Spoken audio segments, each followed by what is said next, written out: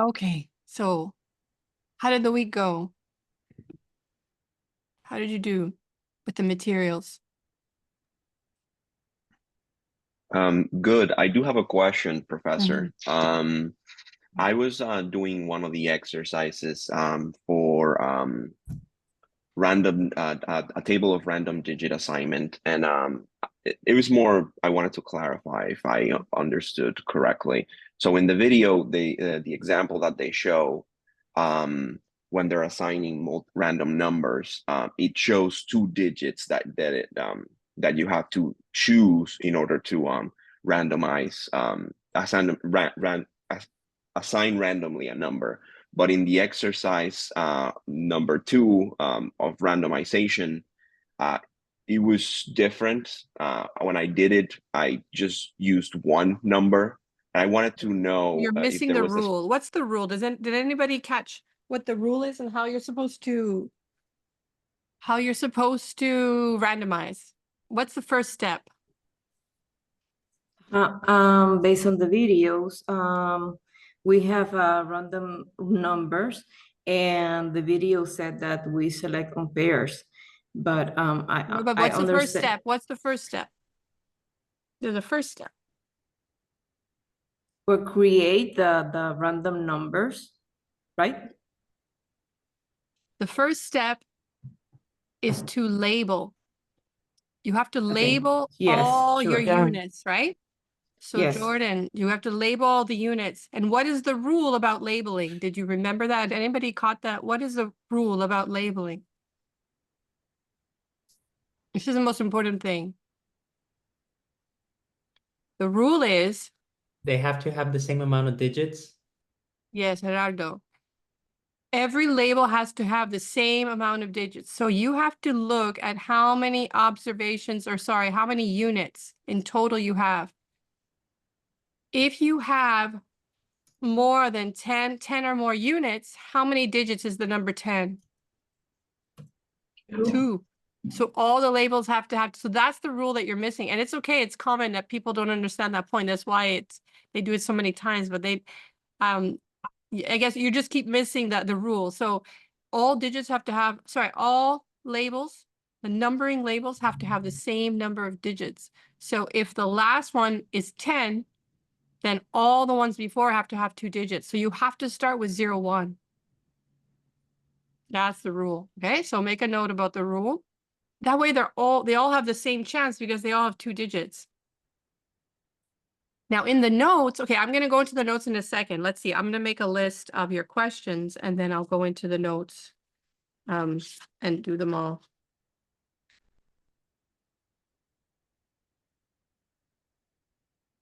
Let's put this here. 1 minute. Okay, so randomization, we'll look at that because I did things, I gave enough examples to draw to make the point. Okay, so randomization. Okay, what else people have any questions about? I know that question appeared, and thank you very much for the discussion in the photo. I saw it yesterday, but I thought I'd talk about it today. But yeah, if I get it early enough, I will respond. In the photo here, there was some discussion. Okay, so yeah, so that way if someone misses the class, you can keep the questions in the photo and I can address them in the video. So there are 2 questions here as well that I'll look at. And then there's another question. Okay. Okay, Gerardo. Okay. Any other questions before I go through those? I'll just make a list. Um, No, tranquilo. okay, so I have a question, or just to confirm, regarding the number of treatment factors.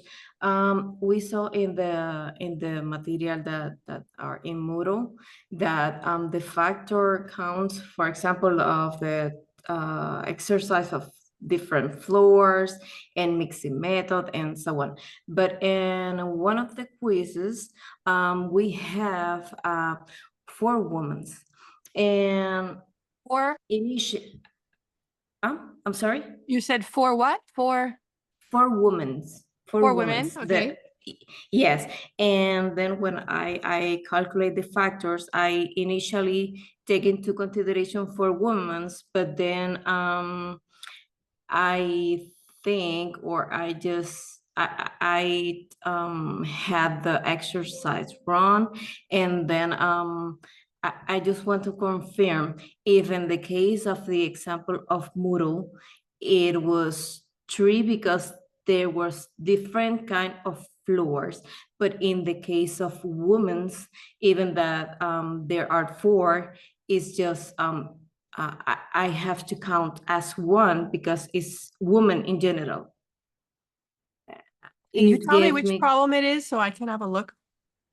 yes, I think that is the first question of the quiz because the exercise have a different type of diet and different type of exercise, and the study will be performing for women, and then the exercise asked you to calculate the factors, and I made the calculations, but I take into the consideration for women, and then I get the result 32.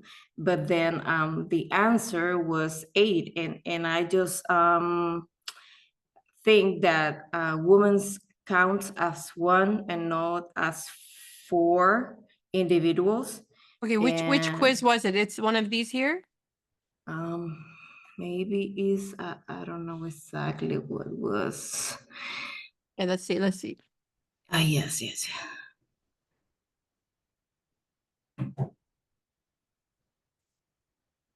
Not this one. Not this one, no.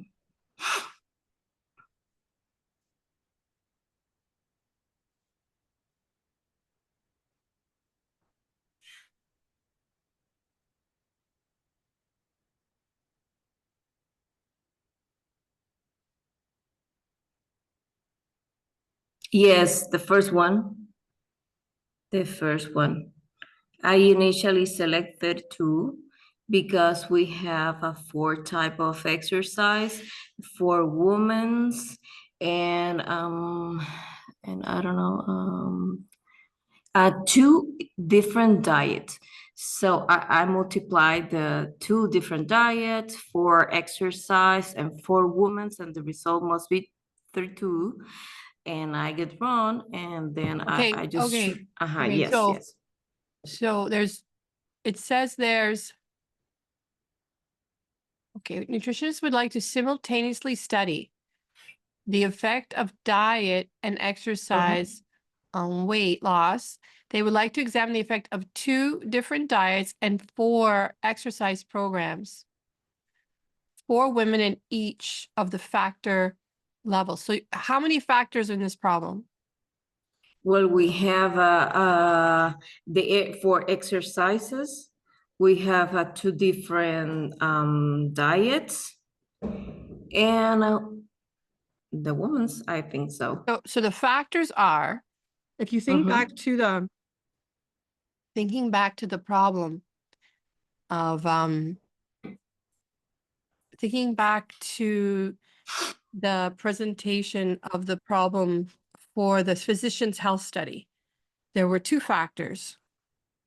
The 2 factors were aspirin and beta carotene. They wanted to study 2 of them, and they had 2 levels for the different factors.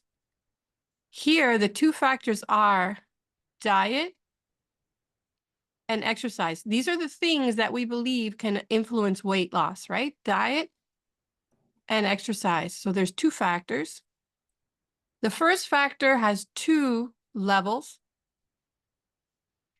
and the second factor has 4 levels. And again, the rule, what was the rule from the notes? What was the rule? That you're talking about the baking the bread. What was the rule to find out how many treatments? Do you remember? Let me show you in the notes. Go back. So in here, I'll pull the English one. It's on the it should be on the same page in the Spanish one. Same page number. Okay, wait, it's back here in the experiment section.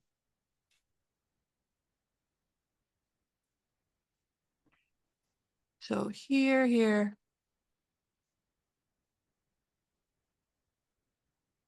Sorry, too many pages. Okay, right, it should be there. Okay, here's the rule here, Carla. Yes. Does it make sense now? Yes, So but you have to multiply 2 times 4 is 8, no? It's not correct? Is it correct? Yes. Yes. And then what happened? And that's not the answer? Yes, but I think that I'm trying to find it here. But I think that the exercises on floor have a different result. They take okay, yes, Page there. 12, page 12. Yes, page 12. Let me see there. So factors were redox agent, types of flour, and mixing methods. So 3 factors, but each factor, so these are like the ingredients, right? We want to see how they influence the outcome. 3 levels in the first, 3 times 3 in the second is 9, times 2 in the third is 18. So you have 18 treatments. So the So, but factors. this is the rule. This is Mhm. the rule here. Okay. You're so close. You have all the pieces, but I think I'm not sure exactly where you're confused, but maybe it's just reading it. It doesn't seem the same to you. It seems different. Seems like a different Okay. problem. Let's see. Let me read it again. It's easy for me because I know the problems, but nutritionists would like to simultaneously study the effect of diet and exercise, you see? So those are the 2 things that may influence weight loss, but then they spread it out and they say, okay, 2 levels of diet and then 4 levels of exercise. And then they're going to have 8 because they're going to do Atkins with running, Atkins with cycling, Atkins with swimming, Atkins and aerobics. So they're going to cross them. And then Weight Watchers with each of those. And then 4 into each of the 8 is how many women do they need?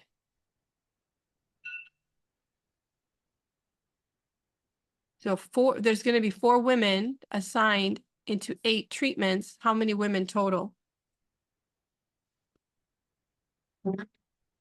8. 4 treatments. Sorry, 4 women times 8 is 32. So it's 32 women will be assigned. 4 will go into each of the different treatments, 8 treatments. The answer should be D for treatments. Okay. Is it clear or is it you're not sure still? No, You want me to I draw it? understand now. Okay, good. You had all the pieces. It's just something maybe you didn't see. I just think that I just get confused with the 3 type of flour in the exercise. The 3 types of flour. So the 3 yes, types of yes. flour are like Atkins and Weight Watchers. Okay. So they're just creating variation in the kind of diet. So Okay. they're trying to say, yeah, if one diet is better than the other, not all diets are the same. And then here, does it matter what kind of exercise you do? All right. Okay. Thank you. Very good for the question. Thank you. Okay. Any other questions? Let me check the chat. Okay. No comments in the chat. So I'm going to go backwards and answer those questions then. Okay, I just have another question, regarding the categorization, just to confirm that I understand what already you said. In the exercise, if the first digit that we have to initiate the list is given, then I'm going to perform the categorization using this, for example, a single digit or 2 digits. Yes, the labeling. The word is the labeling.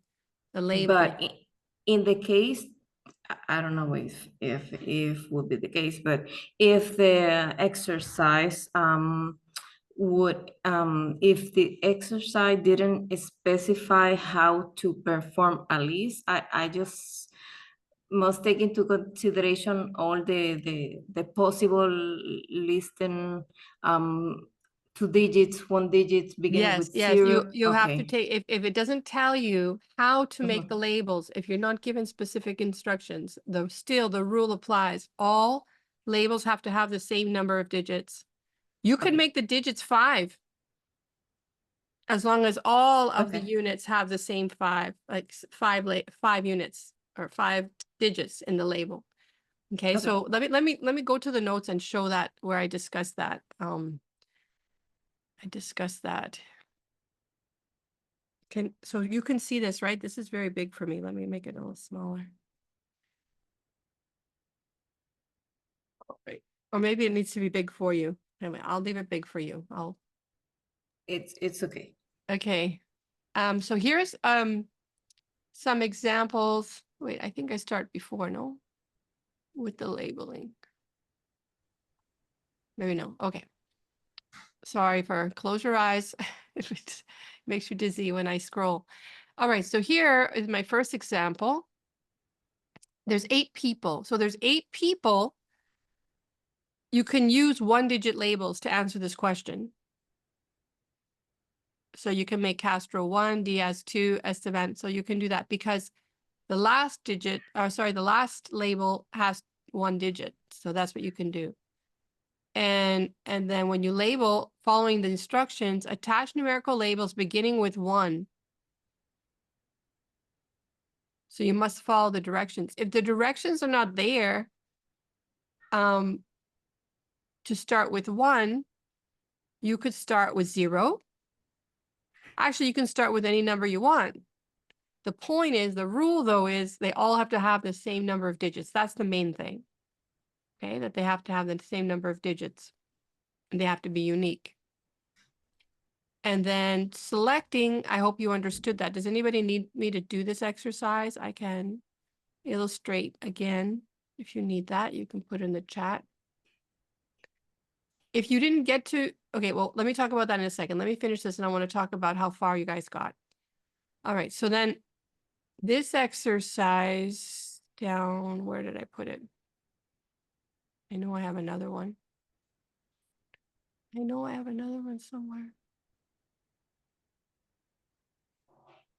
Yes, you have, I don't know the page, but it says Q2. Maybe here, right? Also in Here. another document, we have one. Okay, let's look here. This is page 18. So in this page 18, I say pick a sample of 3 from a population of 28. So what are the labels going to look like? With double digits. Double digits. But I don't give any instructions. I don't give any instructions here. So at least they have to be double digits. They cannot be single. So you can start, so using labels of equal size beginning with 1. Okay, here's the instruction. Okay, so I said start with 0, 1. If you start with 0, 1, and you take 2 at a time,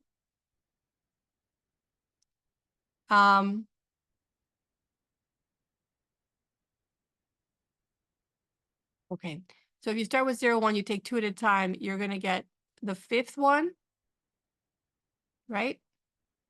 And then you're not going to take this one because there's not 90 and there's not 75. So then you're going to take the 4th one. So the 5th and the 4th, and then not 95 because that's not in the list, 11. So the answer is that you will use the 5th, the 4th, and the 11th unit in the population. Any questions about that? So 5, so you take 2 at a time, 5. Oh, sorry. Oh, no, not 7, right? Because I take 2 at a time. 90 is out. 75 is out of the range of the values. 4, and then 95 is out. 11 is the next one. So those are the numbers, 5, 4, and 11. Now, question 2. In question 2, 8 people who suffer from migraine headache volunteered to take part in a focus group to explore their preference. 4 are assigned to group 1 and the other 4 to group 2. First, attach labels to the names of the volunteers given below. Then, using the list of random digits given to randomly assign 4 of these volunteers to group 1, the remaining to group 2. Read the list of random digits from left to right, starting and beginning. So there's no details about how you're supposed to label here. So when there's no details, you have a little bit, you might have different answers if people label differently. So let me, do you want me to do this? If you want me to do this, put it in the chat. I think I described this in the video, but I can do it again.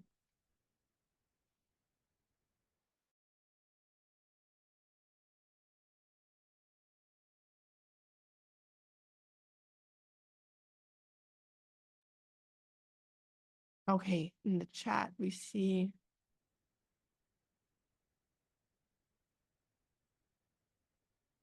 Okay, yes, all right. Okay, so give me a second. Give me a minute. I'm just gonna pull up the file.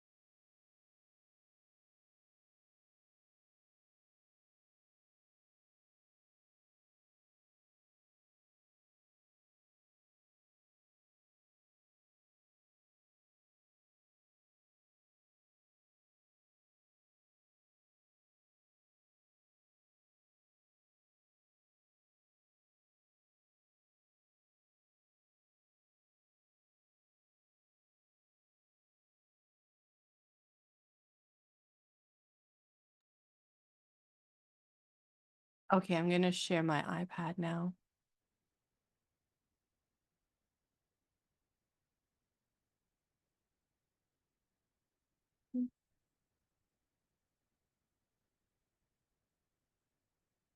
What's wrong here?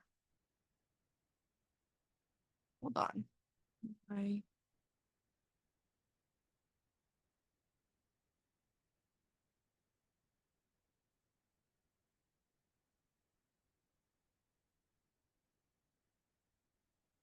doesn't give me an option to share my iPad. Hold on, what's wrong?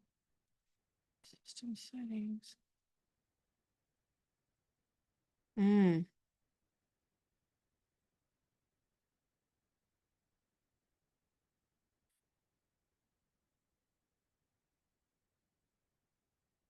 see it here. Well, let me do it like this for now. Can you see the iPad? No, I think No. that you're No. projecting the document. Mhm. Okay. Yeah. Let's Yeah. see what's wrong.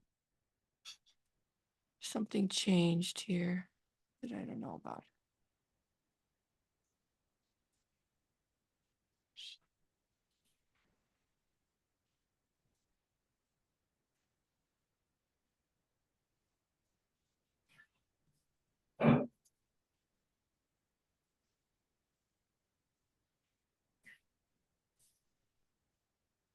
I think it doesn't recognize the iPad. Okay, hold on. Let me change the cable. Hmm.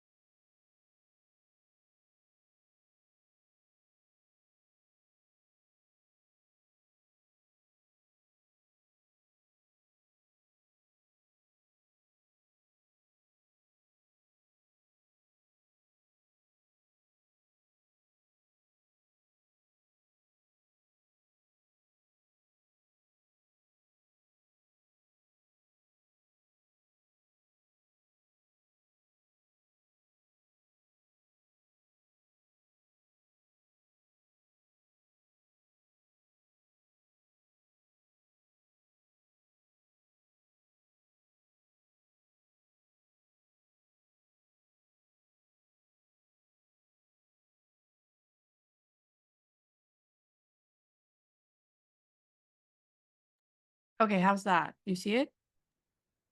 You see the iPad now? Yes. Yes. Yes. I don't know what happened. I think Zoom did some sort of update and things look a little different. Okay. We were here. So if we label these characters or these individuals, it has to be with 2 units because, sorry, it doesn't have to be with 2 units. There's 8 of them. So it doesn't tell us how to label. There's only 8 that volunteered, but I'm going to label them. And it's natural to start, I think, just with labels of single digits. 1, 2, 3, 4, 5, 6, 7, 8. And then we start selecting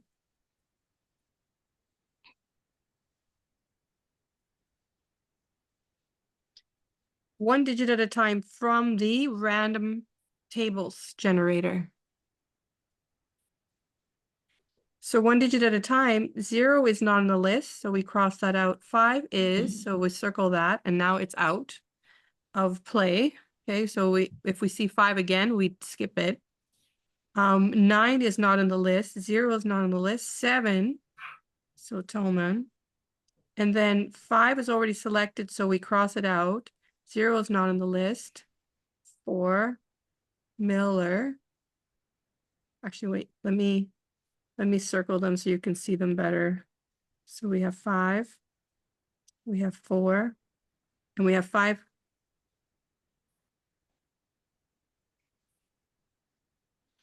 What happened? Let me do this again. Why am I confused? 0, 5, 9, 0, 7. Okay, 7. The 7, yeah. 5 we crossed out, 0 we crossed out, and 4. Okay, so now we have 4 as well. So 4 as well. And then 9 is not there. So we can cross it out. 5 we already saw. We're not going to use it again. And finally, we have 1. And we're done. So that is if we label in this order, we have Chang, Miller, Reed, and Tolman. Chang, Miller, Reed, and Tolman. So that's if I label by 1 digit, starting with 1. So I'm going to make a note. It's going to be B, right?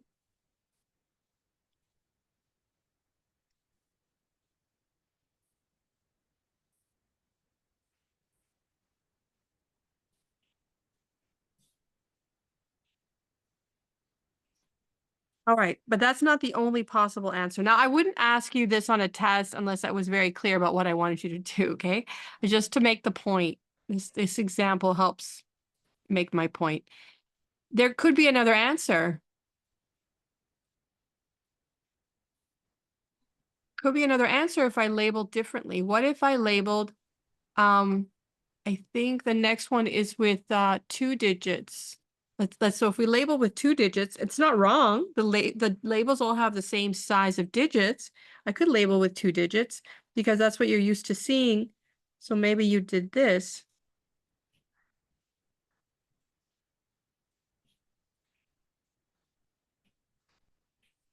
If you label and choose with 2 digits, you're going to get a different answer, but it's equally correct.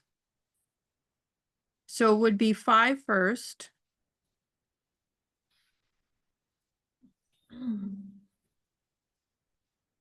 90 is out, right? 70 is out. I'm gonna have to cross them out, I think, to make it clear. So 90 is out, or let's do it this way. Out, out. 4 is in.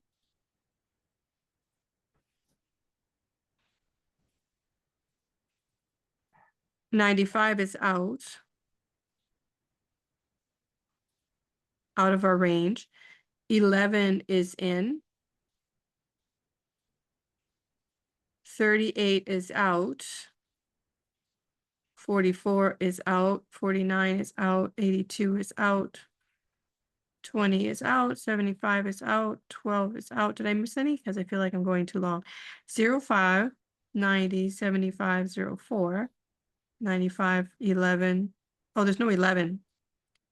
That's out as well. Sorry, I thought I did some. Is 07 and Keep going, right? So this is out of the range. 74, 98, 12. Oh, I got 06. Oh, 07.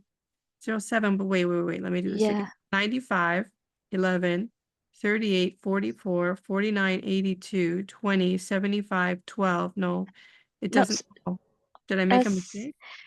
well, let me check it. Yeah, double check. You got to take 2. Yeah. Yeah. Coge dos.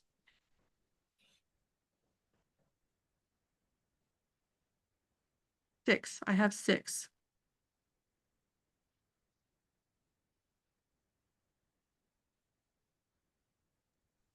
It's correct. I was wrong. It's tricky. It's tricky. I almost messed up again here. So then this is out. This is out. Yeah, you just want an answer, right? Okay, so I think I'm done. Anyone notice another error here? Okay, so that's what I got now. I'm gonna double check.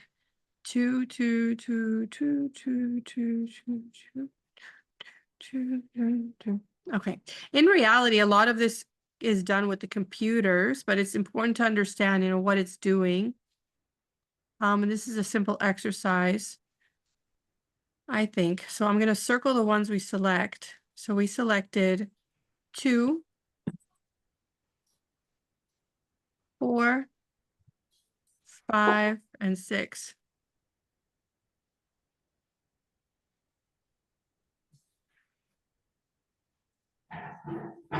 So that's Reed, Miller, Donnelly, and Ting, which is C. So this was selected by labeling.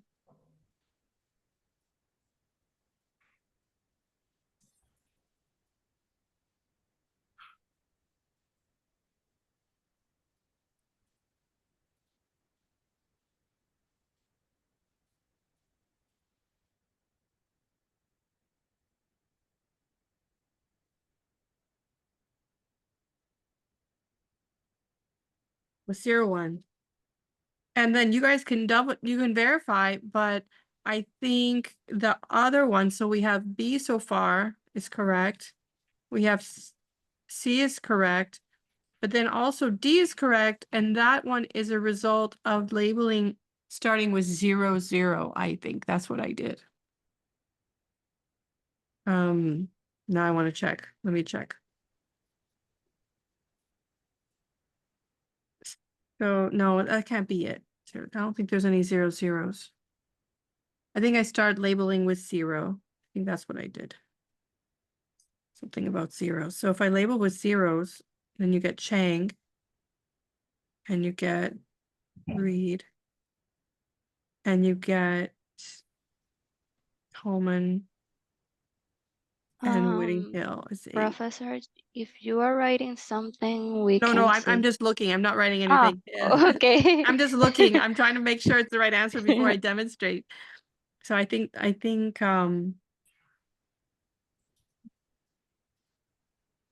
it's I think it makes sense if you did it with 0, like Chang it will being work. 0. I think so, yeah. Okay, Yeah, I let's think just that try. Let's one. take a risk. Yeah, 1, 2. Yeah, yes. yes, I think I do that with 0 for Shang. Okay, so 0 would be, so then we would take Chang Yes. and we would take Ting and not 9, not 0. Then we take Whitting Hill. Aha, there you go. There, I was trying to get that one. And then the last one, so not 5, not 0, then we get 4. That's it. So that's how you get D.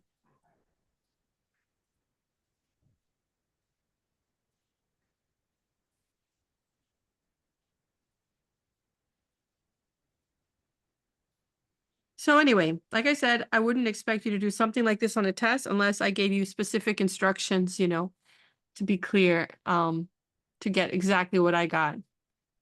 But there you go. There's a good demonstration that these are all correct because there were no The only rule was that the labels have to be the same size to make it random and a simple random sample as a result. Very good. Okay, so I think I answered the randomizing question. Professor, I have a question about that. In the first exercise, it start with 5, and but in the answer is Chang, Miller, Reed, and Toman. It's just because they put it in alphabetical order. Oh, okay. Yeah. Okay. In the That first is one, they just took it out. It doesn't matter the order. okay. No Okay. importa. They're equal in terms of the order. Okay. Thank you. I mean, we're being very careful about order, but then at the end, once we have them, the list doesn't have to be in the same order of selection, okay? It's not Okay. required. I'll make a note. Not required. Okay. Thank you. Thank you.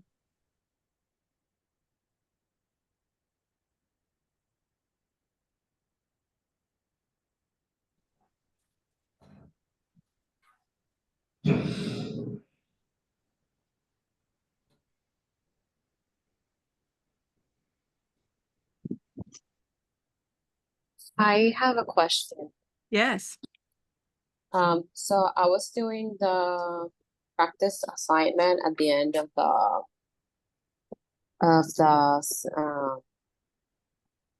the papers, and then on number 2, it's the same for the random digits, but when I started doing it, I thought on doing it with just This without the one here? zero. So This one here?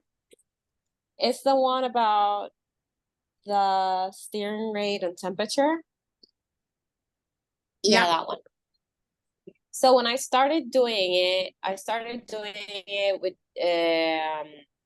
with just a single digit instead of the 0, 1, 0, 2. So I was like 1, 2, 3. And then when I saw the result, it was supposed to be done with the 0, 1, 0, 2, 0, 3. So I got it wrong. Yeah. So in this kind of scenarios, since it doesn't explain how we should do it, do we always go with the 0, 1, 0, 2, 0, 3 instead Yeah. of 1, So 0, 3? the rule is the rule that all digits have to be the same size. That's the main thing. But how you label, if there's no details about labeling, then and you had a different answer, you could dispute it on a test. You could say, oh, but you didn't tell me how to start labeling. All right. So, All right. but it is a convention to start with 0, 1. Yes, I All think right. that answers your question. It is the approach to start with 0, 1, but you're not wrong if you start with 0, 0. All right. Thank you. Okay. Okay, then I'm going to go to the photo questions. Okay, before I go there, I want to know, tell me, anyone who didn't finish a review, where did they end up? Or if you didn't start, it's going to be difficult for you if you didn't start, so I don't want to harp on you, but for people who did start, where did you stop? Like, what was your last page? Or were you able to finish? You should have been able to finish. But I understand if something came up or someone had a work assignment or something happened, but try and stay on the schedule as much as possible. So let me know in the chat, what was your last page that you got to? I want to know if you almost finished, or like, okay, so maybe you got through the notes, but you didn't get through all of the practice. So just tell me the last thing you did or how far you got. Put it in the chat.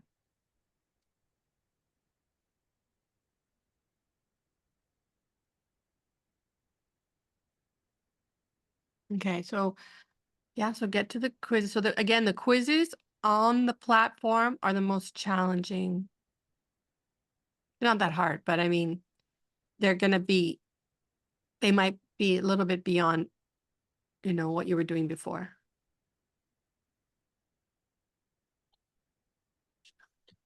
Okay, Christina. Okay.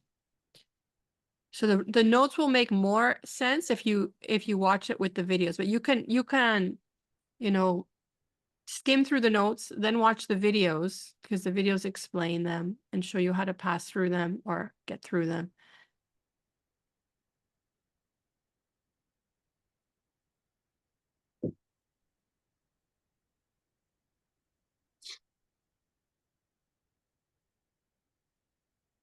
Aritza, which ejercicio 5?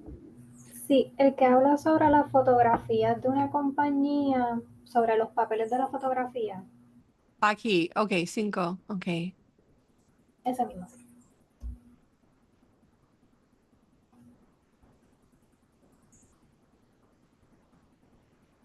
So no entendí los resultados. Okay. Sí.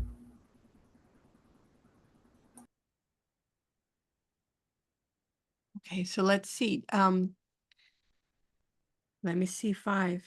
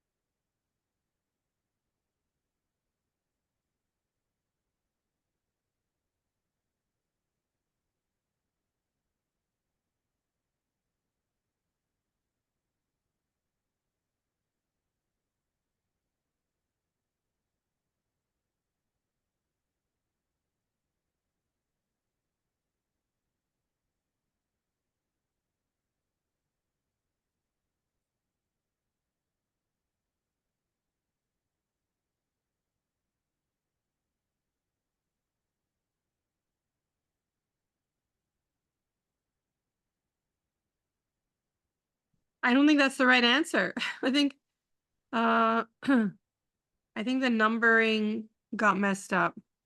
What happened here? Lock design. Maybe the numbering. Aritza, I think it's the numbering is wrong. A city paper is conducting battling gun crime. Let's see. Okay, let me check back with the platform.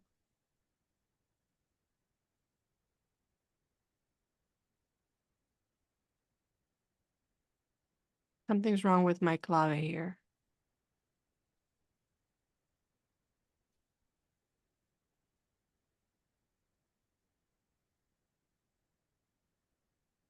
So number 4 was about marathons.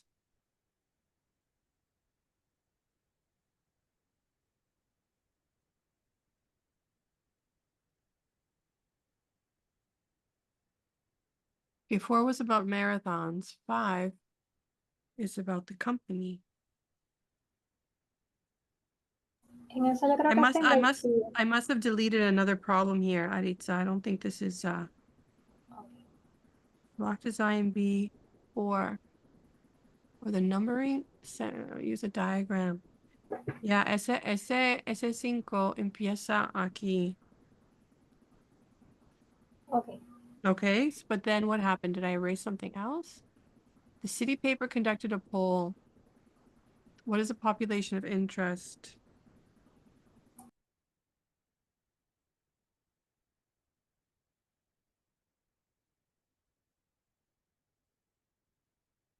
Yeah, this must be, I never noticed before, Aritza. Thank you for reading that.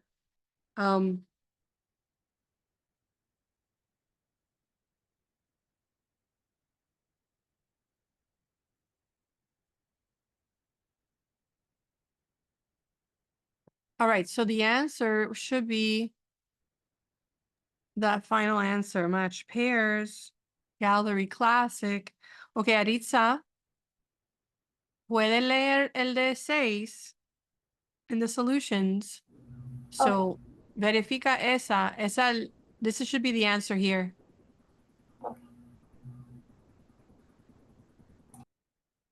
Can you read it and let me know after?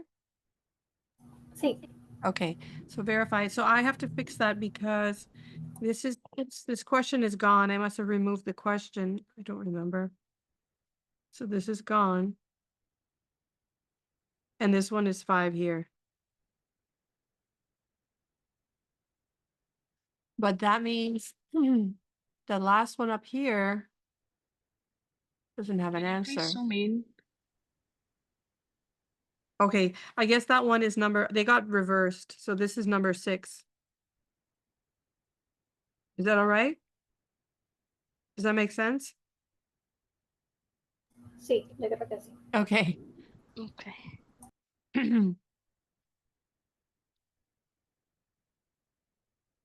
I'll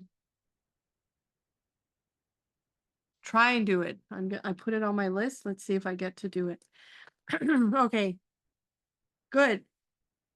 So it looks like people have made progress. Anyone who's completely behind, you need to catch up.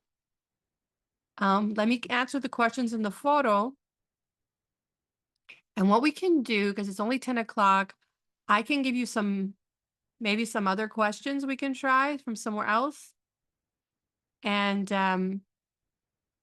then we'll talk about, we'll try and spend at least 45 minutes on the other unit, on the next module, sorry. So you'll finish this week, you'll finish your review.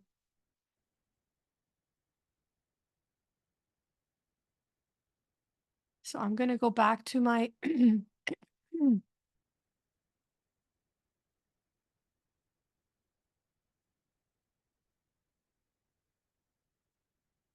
Safari here. Okay, so back to the platform. Oh, yeah, I want to talk about these two things. I posted here last night. I thought it would be interesting to talk about this. Okay, so I do spend some time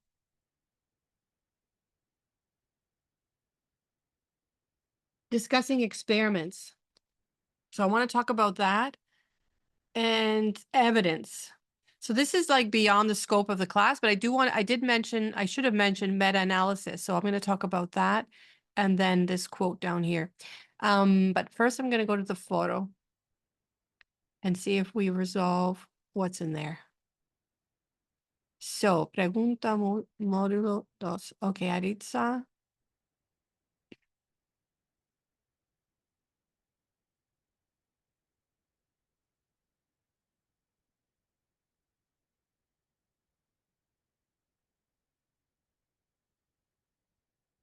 Okay, so I take some time to distinguish between or to explain what lurking variables are. In the videos, the decision through data videos, they use an example about lurking variables. Do you remember that example? What was it? Anybody can answer. What was the example they use or the setting for lurking variables? What was it? What was the story they talk about? I think We have the ice cream and the beaches and the drone people. Right. So ice cream and drowning. Ice cream sales and number of drownings. And they explain that if you were to study ice cream sales and drownings, you would see a correlation if you have that data. But it doesn't mean, even though there's a correlation, it doesn't mean that eating ice cream causes people to drown. Correlation, that's right, is not causation. However, it's still a useful relationship, but can be explained better in terms of causal effect by the variables behind them, the lurking variables, the ones that until this moment were not discussed. Now, when we discuss it, what do we say? Well, there's high ice cream sales because there's a lot of people. Because there's a lot of people on the beach, they can also be more drowning. So it's the population that's the lurking variable in that case. Also, you could say temperature. The higher the temperature causes more people to be on the beach. And with more people on the beach, there's more chances of drowning. Or the high temperature could maybe give people heat stroke and they drown in the water. So it could be population, it could be temperature. So when we have this discussion about the causes, but our data is only discussing some, other variables that are correlated, those variables that are the cause are called lurking until you bring them into the study. So if you were to get data on the temperature, and if you were to get data on the population size, now those variables would be in your analysis. So they wouldn't be called lurking anymore. They're part of your analysis. They would be explanatory variables in your analysis. All right. So until you put them in your analysis, until you collect data, but talk about them loosely without evidence, they're called lurking. Okay. So it's just a way to distinguish between variables you have data for that you can test and variables that you think are the cause, but have not yet collected the data to test with. And there was another example in the videos about lurking. What was it, if you can remember the other example about lurking variables? Maybe they didn't use the word explicitly, but I think they did. I'm pretty sure they did.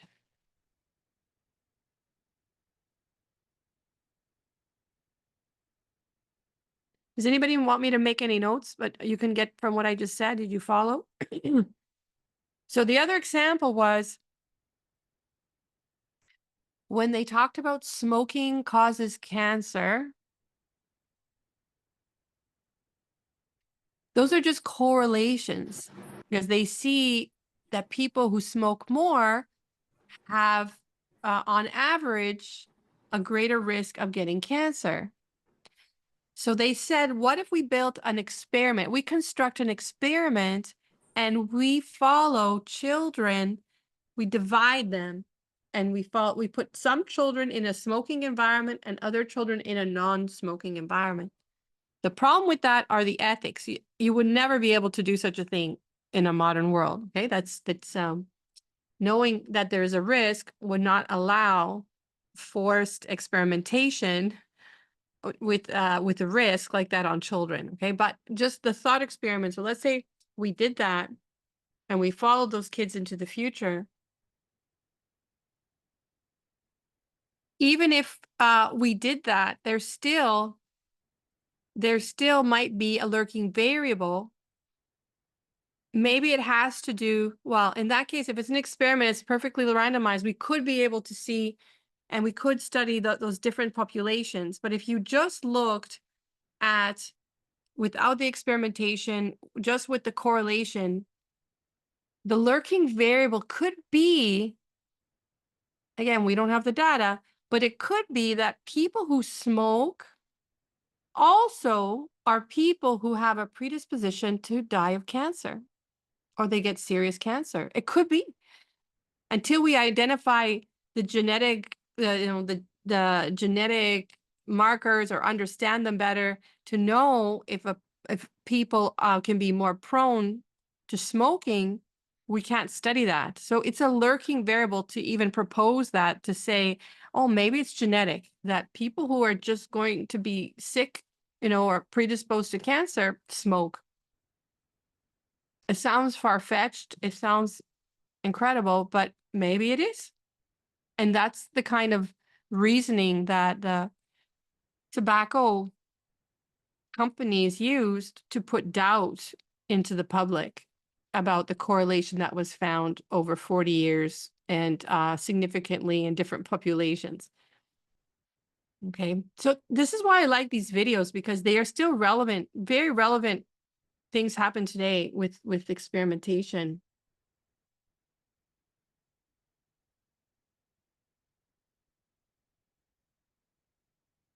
I'm just reading a comment. There's one question about primers. Okay.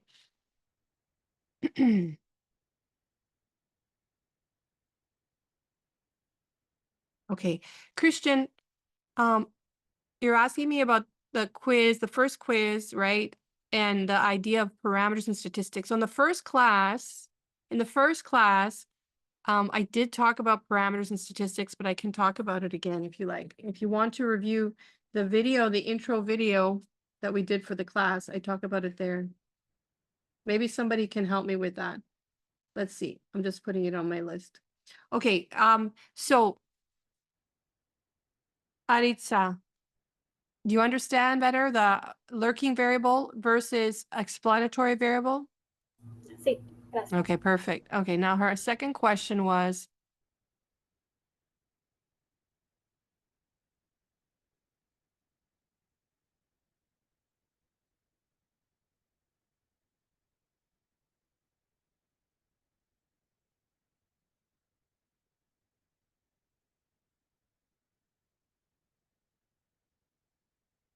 okay. Okay, so the placebo, so in the experiments and in experiments in general on people, on human subjects, experiments require a control group. And it's because we know that being part of an experiment may lead people to change their behavior in a way that influences the outcomes or the responses we're measuring. It can affect their behavior, their actual actions. So I mentioned the Hawthorne effect, where patients that are part of a, let's say, a weight loss study, it's a good one, they begin to change their habits, they eat better, and they exercise more, and they sleep properly. So they do all, they start to meditate. And it's going to confound the result if they were given a weight loss drug, like, or they're giving Ozempic, if you've heard of Ozempic. So what you want to do to make sure that you're measuring the effect of Ozempic and not this change in behavior is you create a second group, the placebo group. And those people will not get the real Ozempic. They'll get something that looks like Ozempic, but it won't be Ozempic. It'll be maybe just some water or some saline that gets injected. So Ozempic is an injection that people give themselves. It's a liquid injection. So it'll look like Ozempic. It'll have the same labeling. Everything will look the same, but it's not Ozempic. And maybe the people in that group will change their behaviors too. They'll exercise, they'll meditate. There can be positive behaviors, but both groups will have enough people that they'll have the same kind of people on average. So they'll have people who change their behavior in a positive way. They might have people who change their behavior in a negative way because they're being monitored. They're more rebellious, and they think they're on Ozempic, so they eat more junk, they drink, they they take it easy because they think Ozempic will do the job. So all of those changes in behavior will exist in both groups. However, the actual drug that we're testing is only in one group. So we can see if there's a difference. So a placebo is something that looks like in an experiment, it's a state of the experiment that it looks like the experimental group, what the experimental group is getting, or the treatment group, but it's not the same thing. So what you'll see in the end is the people who were in the experiment, maybe they'll improve their outcomes. So this many people did better. And in the placebo group, where they didn't really get the medicine, but they did just as well, then you would say that the the treatment was not effective. What has to happen is the people in the experimental group have to do really well. Because if there were people in this group who did all kinds of things, even though they took the medication that's just a placebo, they still did better, but there was a difference in impact because this treatment group actually got a drug or a treatment. Sorry. Aritza, did I explain it well, or is it still unclear? Sí, sí, entendí bien. Okay, so the idea of the placebo looks the same. All right. Okay, then Sally stepped up and tried to answer for me. Okay, fake dummy, yeah.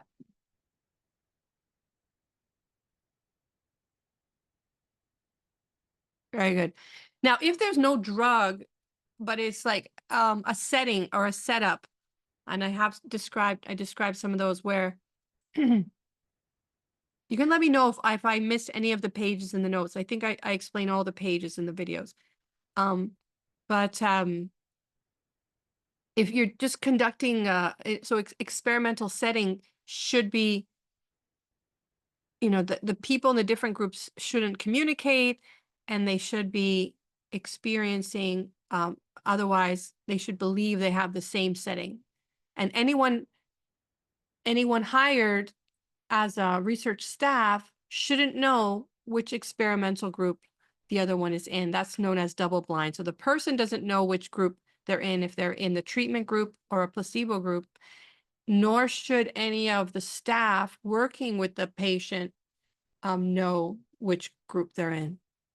I was about to ask exactly that. Okay. Yeah, that's double blind when neither of them know. And the placebo is put into the control group. Yeah, the placebo goes to the control group and the treatment goes to the treatment group. But nobody knows because it looks the same.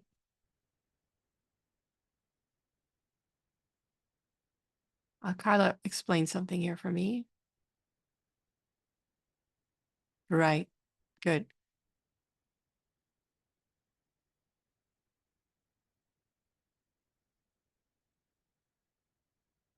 Right. So the active ingredients is what you want to test. You don't want to test changes in behavior.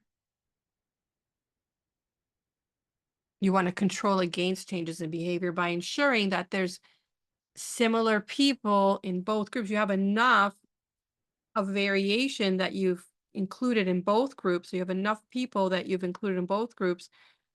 The proactive people are going to change behaviors, or the other people who are more rebellious, who are going to do the exact opposite. You want to make sure you have a good balance of both of those in the groups. And the only way to do that is to randomly assign them and have enough of them, enough people in both groups. All right, what else did I want to tell you? Okay, so let's go to the other question. I think there's another question. Why do I think that? Oh, here. Those variables that represent a numeric value can be measured, quantified, or counted are denominated as quantitative. These can be subdivided depending on their value is whole or finite, because your category variables only serve the purpose of classifying. These can be just subdivided depending if the order they important crucial on it, right? Within quantitative variables, if absolute zero can be a value, and if these absolute, then those are called ratios. On the contrary, if the difference between values is meaningful in some way, or zero cannot be value, they are intervals. Okay, so you're writing out the notes here. Do you have a question? Gerardo, this is good. Observational studies can only depend on documenting observed phenomena, but do not manipulate variables. There are a multitude of sampling methods. The whole point of these is to determine which best fits the needs and goals of the study. It can be a trade-off in accuracy of the results and the efficiency of the sampling. Some sampling methods can include. Okay. So did you have a question, or you're just putting a comment? Putting a comment. Okay. Nice summary. Thank you.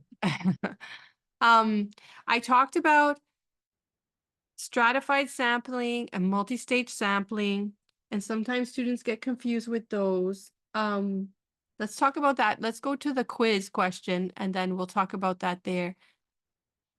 There's also something I mentioned in the notes called what did I call it? Oh, I referred to the problem of selection bias, I think. Selection bias is something that we want to avoid, where individuals are choosing which group they want to be in. They like put up their hand, oh, I want to be in the treatment group. You don't want that, right? You want to have randomization. Selection bias is something we try and avoid, and we avoid it by randomizing. So I do mention that I'm going to go to what I'm talking about, the quiz. Let's go to the quiz. So in the quiz, oh, sorry, I went too far.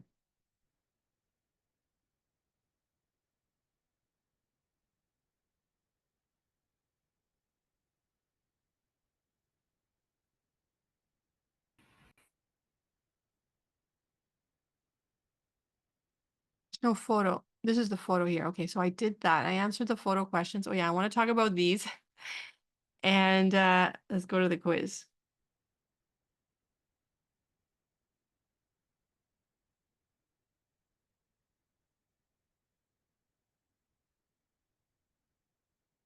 All right, so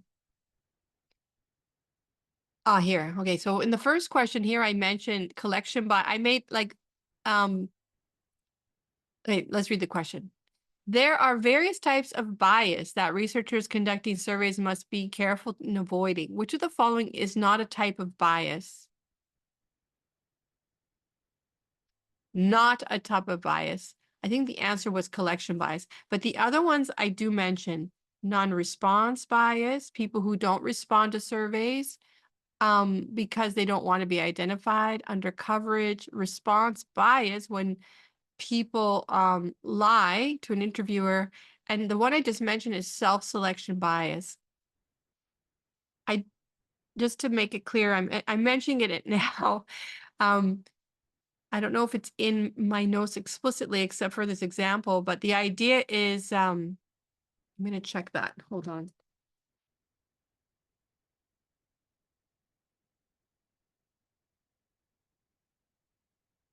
The entire idea of randomization is to avoid self-selection bias. Okay, that you don't want people in surveys, for instance, too, or in experiments, you don't want people opting in. That's going to bias your result. It's going to show you a distorted version of reality.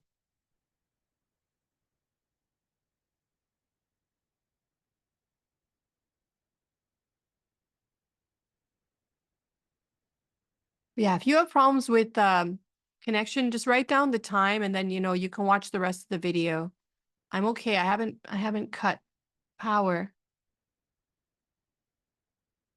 Okay, so yeah, you can watch if you missed anything. Let me know if you missed anything that you want me to explain. Okay. Professor. Yes. Like, for example, on that topic, like I participated in a clinical trial once for developing a vaccine for Zika. And even the people that were working, taking the sampling and everything, they were working directly with all this study. They didn't even know who was getting the placebo or who was getting the actual vaccine sample. So yeah, I just wanted to add that. Yes. Yes, they don't know, and they don't know until the end. At the end, like it explains in the video, they break the like they share, or so basically it's you have the drug company that sends or has a third party. So there's a drug company and then there's a research staff, but in between there's a third party that takes care of labeling all of the vials if it's going to be a vaccine, or all of the containers if it is a a drug like a pill, or packages. And they have codes, and those codes are only known to them, so that when they break the coding, everybody finds out. The doctors, the staff finds out who had the treatment and who was in the control, and that's how it's done. So everyone gets the information, and then they can act accordingly if they want.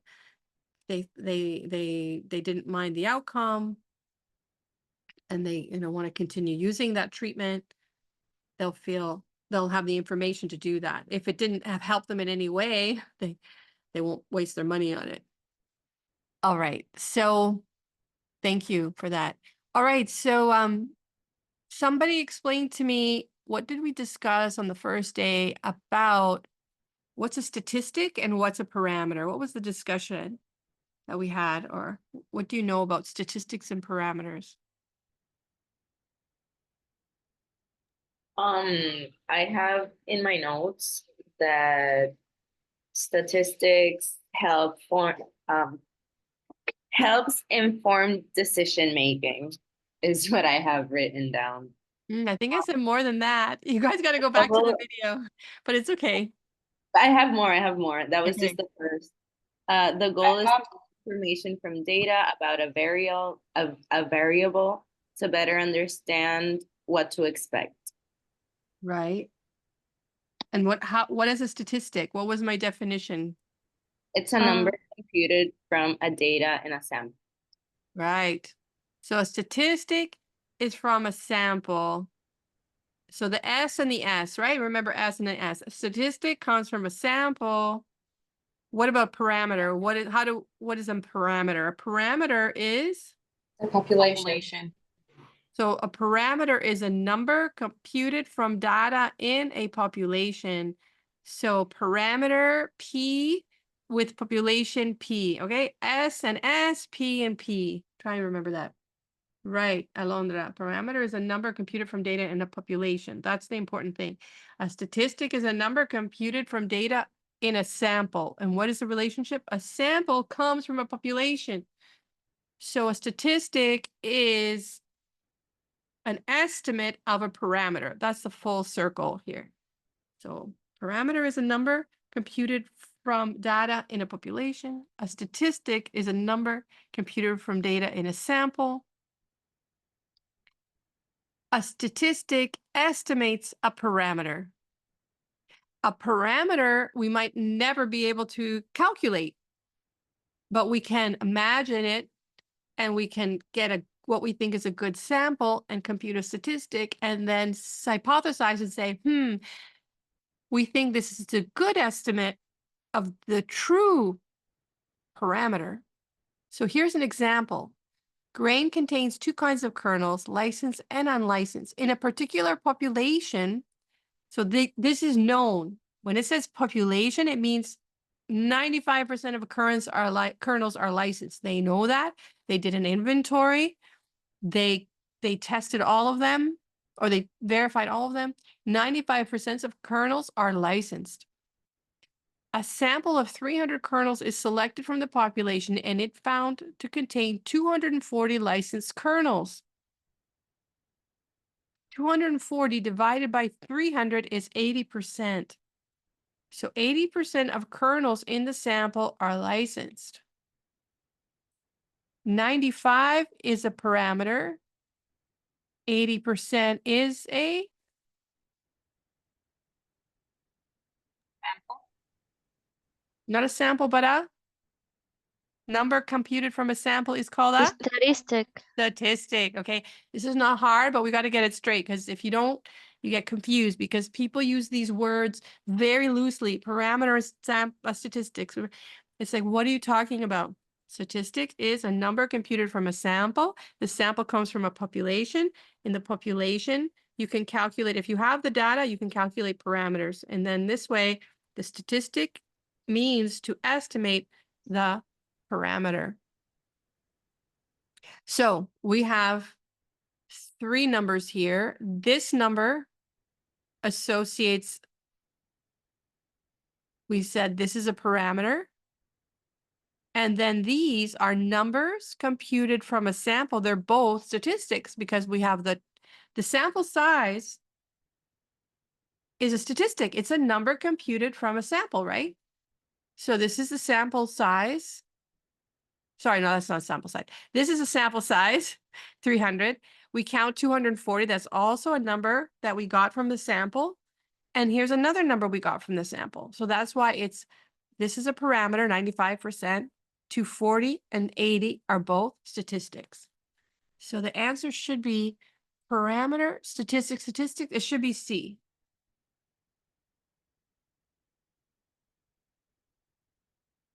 Questions? Don't be scared. I know I'm being I have a question about this. So both 240 and 80 are statistics, but then 95 and 300, I got confused with. No, 300 is not bolded. You're supposed to use the bold. Oh, okay. Yeah. But then, like, how does the 300 relate? It's a statistic. 300 is also a statistic? Yeah, because it's in the sample. Okay. It gets easy when you get it.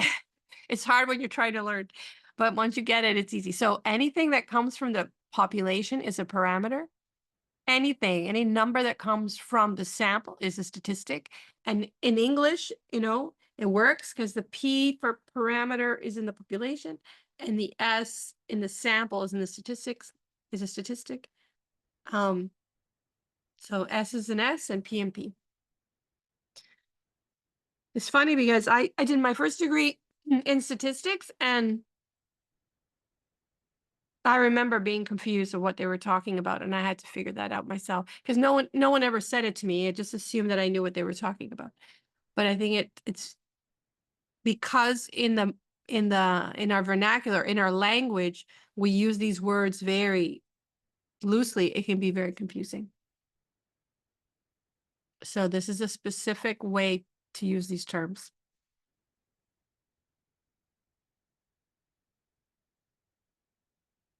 Well, let's just do the whole thing together. So we did the first one.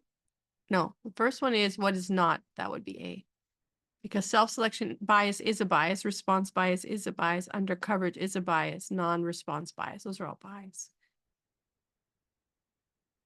Okay, let's look at number 3. You're asked to complete a survey over the telephone aimed at collecting information about the level of patience of young people. It turns out that the survey takes 1 hour to complete. Having learned the basics about non-sampling error in surveys, you tell the interviewer,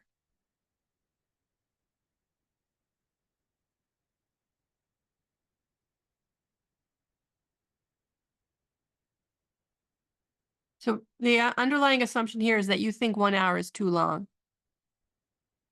So if you think 1 hour is too long to be on the phone with a stranger answering their questions, then who's going to talk to the interviewer? Only people with patience, right? People with no patience will not talk to the interviewer. So there's going to be a problem here that the survey results will be biased towards people with patience. So I might tell the interviewer that. This actually happened to me when I was a graduate student. That someone was studying patience and they gave me a thick survey like this in the cafeteria. And they said, can you help us with this? And I was like, I finished it and I went to him and I said, you're totally biasing your results. Who's going to sit here and do this? We're all busy. But I finished it for him. You should interview all adults. Otherwise, you will introduce selection bias. No. You can't, that is not the goal, right? That always in statistics, well, our goal is to get information, but the objective, to do it with efficiency. We don't want to interview everybody. That's it's too expensive, too time consuming, and it's not efficient because in less time, if we prepare a proper survey, we could collect just as good information as we would asking everybody without the cost. This is multi-stage random sampling. No, there's no details about that. You should conduct this survey in person to avoid collection bias, not necessarily. This is a simple random sample, won't be representative. Okay, so the answer there is that one. That's the best answer. Any questions about that one? I'll let you read it. If you didn't have a chance, you can read it.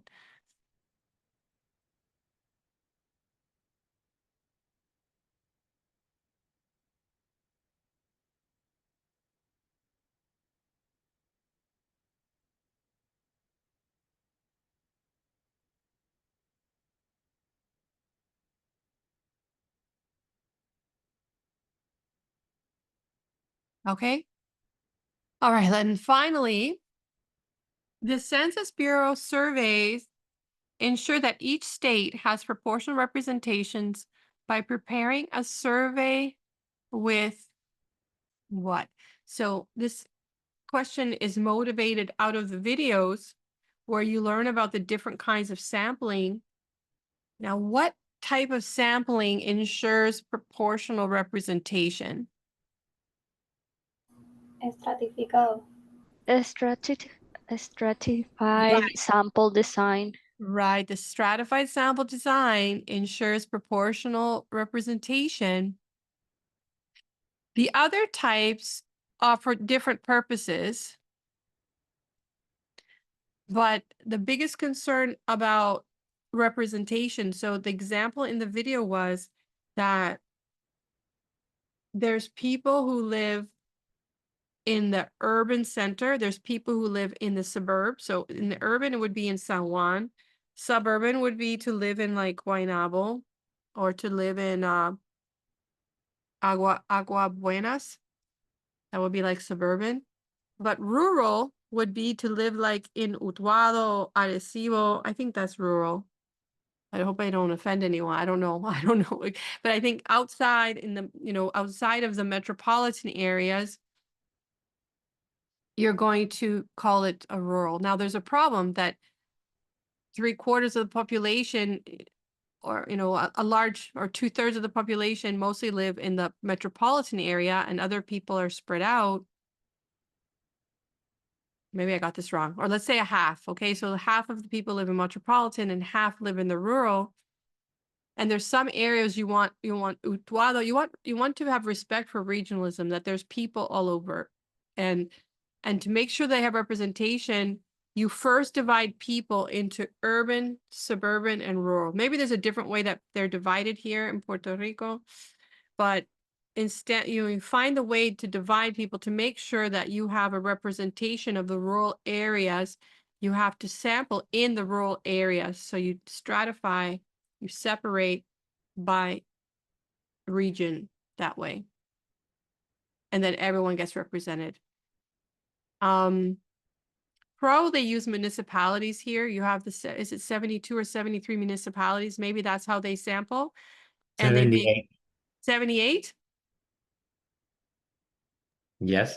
78. So maybe that's how they sample. Depends what they're looking for, I guess, to make sure that there's representation in all those areas that are varied, but they have, they have the right to representation. The way they do it is that they sample each municipality, but then every 10 years, is it, or something like that, then they change up the population.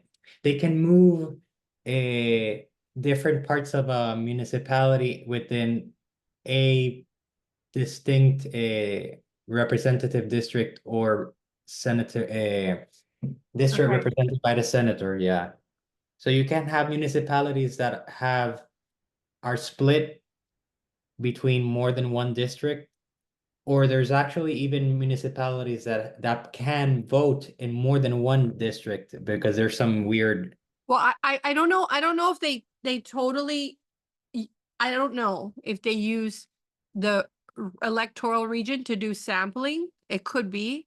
They might use, like, because they could use a different, like, set of regions. They could divide it in a different way. I'm trying to think of examples, but right now I don't know here, but I know they have like medical, they have it like divided for medical need in a different way in other places. So they have like it depends. It depends on what who's doing the sampling. If it's electoral, they're going to do it the way you said, for sure, municipalities. If it's for another need, they might have them already predefined, and different regions are defined.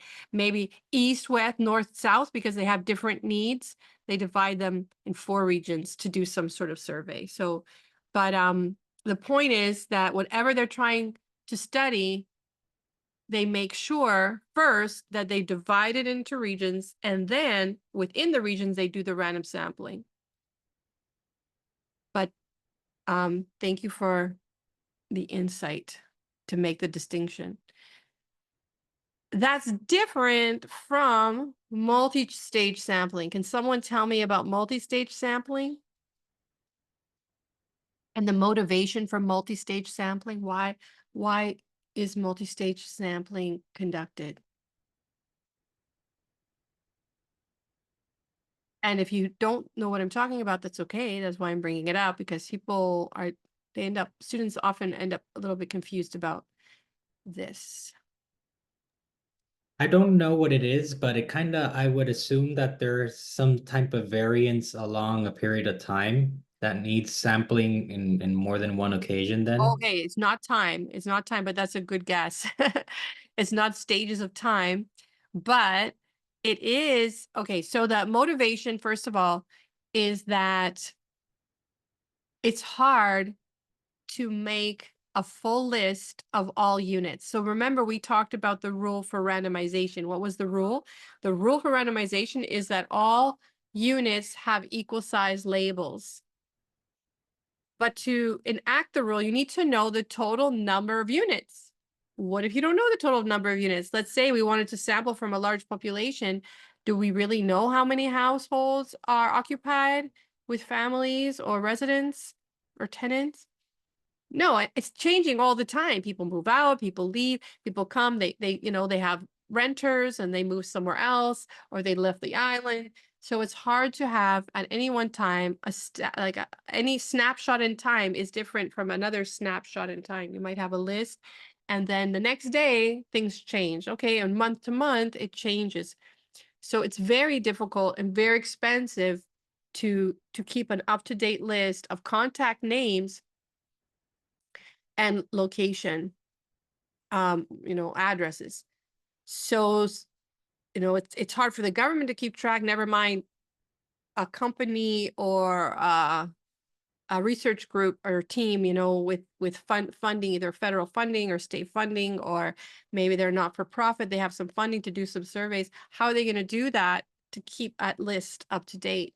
It's very time consuming and not necessarily worth it. Instead, they can use a multi-stage sampling approach where they begin with the idea of the region. So either they use municipalities, 78, or they use 4 regions, Northeast, Southwest. And then from those, they can make a list of 78. They know them. Most of you could probably list all the 78, right? On the island.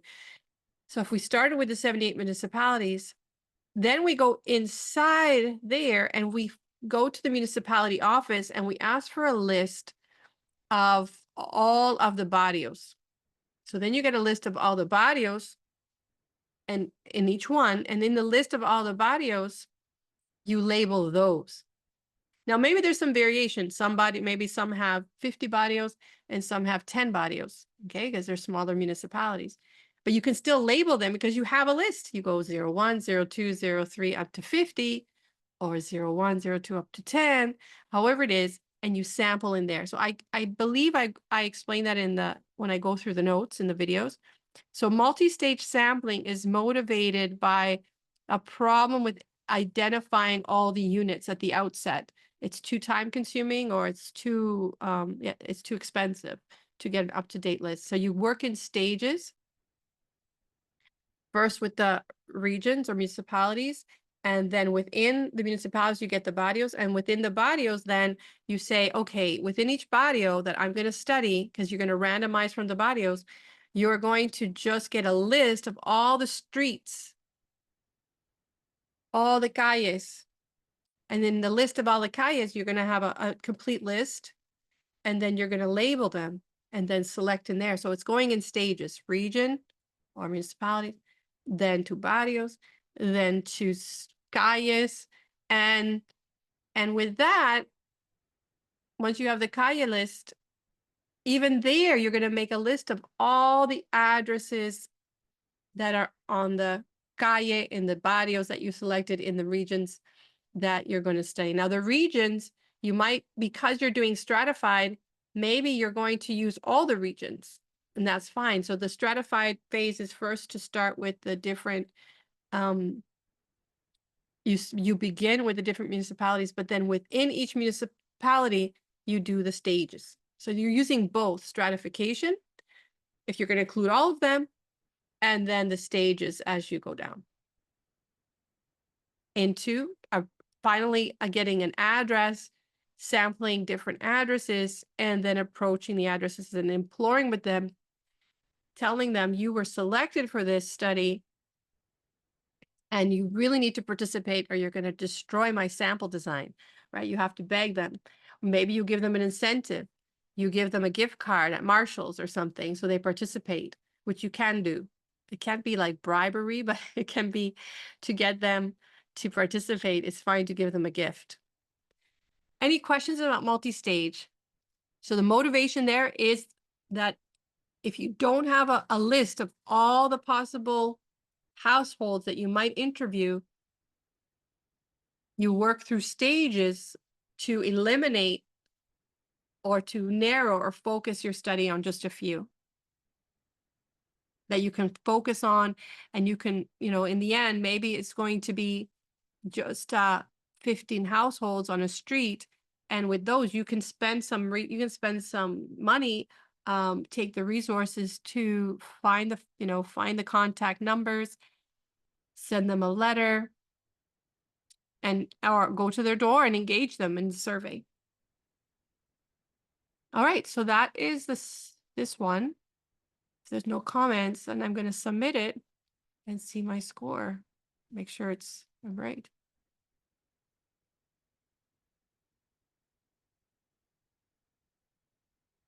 I'm right. Oh no, sorry, I selected the wrong one. Because I was talking about it. Let's go back. Okay. That's not the answer. The answer it's so funny that I did that. The answer is stratified. I was just talking about multi-stage and they touched it.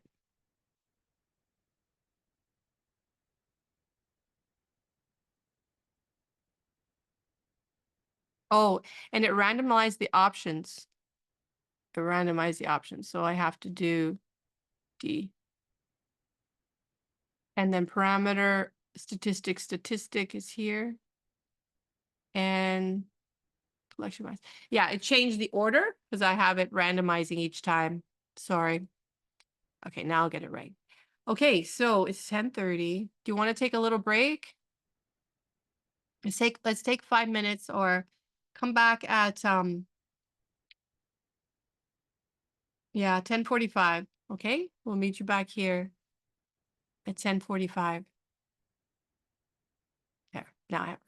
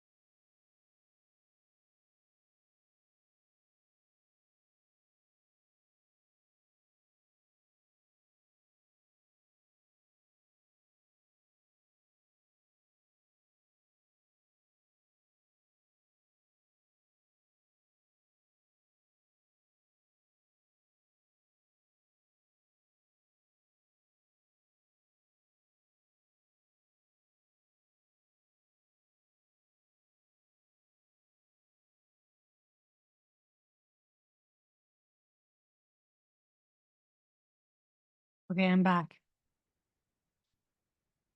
Okay. All right, let's see. Okay, now let me talk about the two things I put up there. Any questions from you first? Any questions, comments? Professor, I would like to see if you can show us an example of I think that you call blocks, diagrams.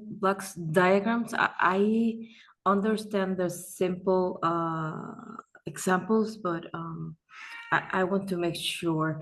But I try to find okay. I have an example here that I would like to you to show us how to perform.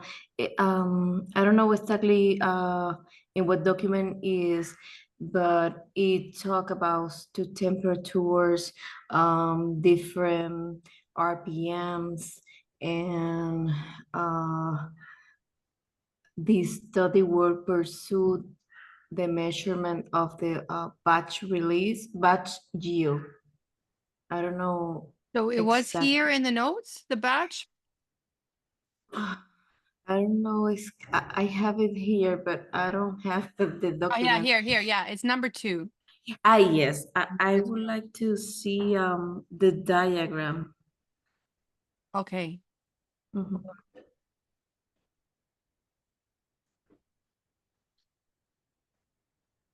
Do I have make sure you could see this. Okay. That's not it. Okay, so this diagram here. Yes. Okay, you want to understand better? Yes. Yes. Okay, let's go back to the question.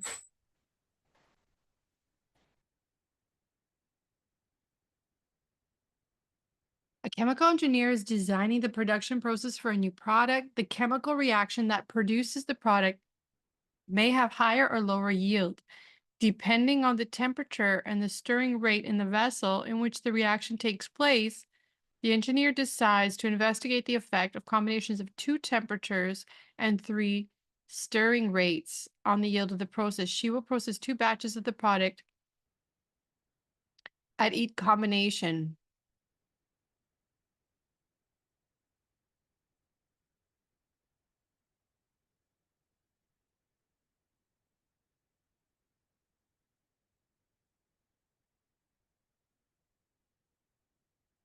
Well, in this one, I don't see there's blocks, does it? It should be just the combination of 2 temperatures and 3 stirring rates. So it should be 2 and 3 is 6, right? Is that how they did it? And then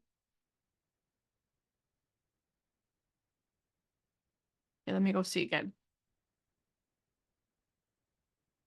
6, you see? 1, 2, 3, 4, 5, 6. Now, there's no blocks here. It's just 6 treatments because it has to be a combination of treatment 1. So treatment 1 here with the 50 degrees and 60 RPMs. But it has to be 50. So there's 2 temperatures, right? 50 and 60, you see? 50 and 60. Yes. So it has to be 50 degrees with each of the 3 different RPMs. So that's what makes 3 with 50 and 3 with 60 degrees. So it's 6. So you multiply. Again, like the other problem, you multiply 2 times 3 is 6 treatments. There's no blocks here. Let me give you an example of blocks. Would you like that? Sure, but in these exercises, I see that 2 batches are in each. Yes. Okay, so let's see what it said here about the batches. So what did it So say? the treatment will be performed in duplicate. right? Yes. Because Yeah, it says okay. here, she will process 2 batches of the product at each combination Each combination. Okay. Okay. of treatment. So 2 factors with different levels, you multiply the levels and you get the number of treatments. So factors are what we're studying, but treatments are the combination of factors that we're going to test, right? And we have to put different, like 2 batches in each of the treatment groups. Notice there's no control group here, right? Because this is not on people. This is just industrial process they're testing in. So let's see, where is there a blocks? Because I know blocks gets people confused. Is there a blocking on this one? I'll give you some examples. I have some other examples for you. Let me first talk about this. I want to talk about this a bit, and then I will show you some examples. Okay, Carla? Yes. Okay. Thank you. Okay, so I just put this in here. You might not understand all this terminology. It's just showing you the levels or hierarchy of evidence. You'll notice, in your lifetime that you'll hear in news reports or you'll see a headline in social media about a recent study that came out, let's say, showing you that eating eggs is good for you. And another study comes out and says eating eggs causes, I don't know, some health problems or diabetes or. So it's very confusing when you see contradictory studies in isolation. And this is really not the way science is done, okay?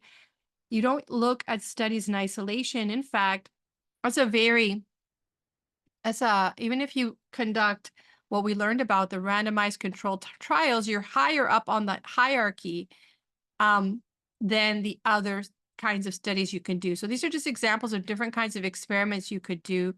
You begin with, just expert opinion, background information from observation. That's information and it's important, but it's considered unfiltered, right? You want to be able to compare all reports together. You want to be able to put them together in a way, collating, bringing them together and filtering through them.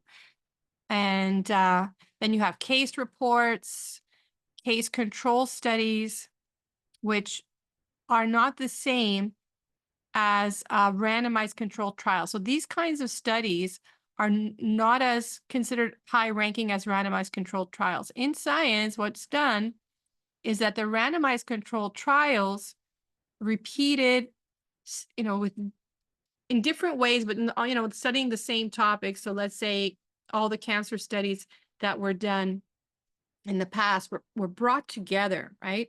To look at, they were filtered together and arranged and appraised in a way in what we call systematic review. A systematic review is a very structured way of taking all those studies together, all those experiments together, and then evaluating them. So someone or a team of researchers divides up the work and they collect all the studies, let's say on correlation studies and perspective, retrospect, all these studies, longitudinal studies on smoking, and puts them together in a way to come up with a conclusion. Okay. And there's a way of doing a systematic review. You have to have very specific criteria for selecting them. You make a series of years you say you're going to collect the data in or collect the reports or studies in. And then you decide on your inclusion criteria. You decide which papers you're going to keep and which ones you're going to exclude. And you keep a record of which ones you include in your study. And then you summarize the results. You can actually put all the numbers, the findings, percentage of people who died of smoking related reasons. You put them together in a way, mathematically, you can do this. And if you do this, it's called a meta-analysis. And this is like the peak, the best kind of research. Okay, so you don't look at a study in isolation. You look for systematic reviews and meta-analysis. Now that's beyond, scope of this course, but it's important to know that's how we summarize findings. Individual studies are not enough to come with conclusions. And here are just some examples here of where you would find this kind of research. Okay, so that's all that this is. So I just thought this was useful. I put the link in here. It just helps you understand better what do we do with all these studies. When I hear a report from, whatever outlet, news outlet, how significant is that? If you want to find out, look for systematic reviews on the topic, look for meta-analysis, and look for conclusions. And it's fine. It's scientific to be skeptical about what you find and to do those kinds of searches for yourself, all right?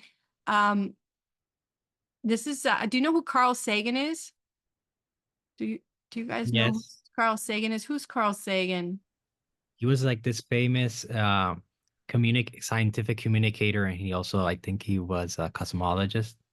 Excellent explanation. Yes. And he, well, he's passed now, but he had quite a presence in making documentaries. Yeah, I think he had a show, and he had his voice is well known. He is a iconic figure, and his voice and, the way he speaks. There's an interview here in his last years that he had with a famous journalist. And he made a statement, and I heard it the other day, and I really liked it. If we are not able to ask skeptical questions to interrogate those who tell us something is true, to be skeptical of those in authority, then we're up for grabs for the next charlatan, political or religious, who comes ambling along. So if you're skeptical about something you hear, because really our world, the world we live in, and I believe I mentioned that, is based on statistical findings. And how many people that really understand statistics, or they understand the technology, or wherever the statistics were drawn from, they really understand the context in which they were collected. It's really important to be able not to feel shy to ask questions and search for answers. And I'm just trying to show you, a way to do that. And that would be going in, if you're doing a search, you can go into like something like Google Scholar or Academia, what do they call it? Google Academia in Spanish. And you can look for systematic reviews to understand that the findings of research that basically determines what you eat, medical options, and things that affect you directly in your life or for your families. This extends, I think about it 100 years ago. I don't know that science and statistics had such an impact on people's lives like it does today. And yet so few people really understand statistics and, good or quality research. And I'm just trying to give you a little insight into how you find that and how you ask questions, or not to be shy to ask questions or doubt findings. Anyway, so that's what I have to say there. Any comments or questions? Cochrane database of systematic reviews it's available. These are all open source databases where you can look for information. Some articles you might have trouble finding, but mostly in our system, in our are you guys familiar with the not the Bible, with the biblioteca? How to get into the library system on campus? Have you been taught how to get into the library system? I did it during my bachelor's. Okay, if anybody wants information on that, I can mention it like next class. It's already 11. I want to talk about other things, but how to get into the library system. You all have access with your student number, the last 4 digits of your student number, I think. You can get in here. This is the website, Biblioteca RRP, and you can do a búsqueda of all databases that they have, and there are many, hundreds. I think they list them here. These are all the different databases you can access by just putting. Now, when I first moved to and started working at the campus, they didn't have this. And I was always used to having just a one search bar that goes into all the databases. So don't take it, lightly. This is very powerful. Okay. And why would you do this? Well, because if you're looking for an article that you can't find, an article or publication or research you can't find on the internet because you don't have access, maybe you have access through our system. And even if you don't have permission to open them because we don't have a subscription maybe to certain journals, you can request it through I'm just looking here, servicios. You guys can see this, right? Servicios, préstamos. You can borrow from other libraries. You put in a request and the librarians will get the articles for you. So anyway, just letting you guys know that you have powerful tools to access information. Okay.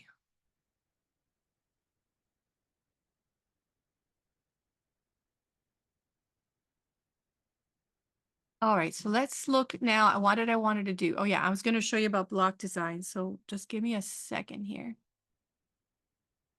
Give me a second.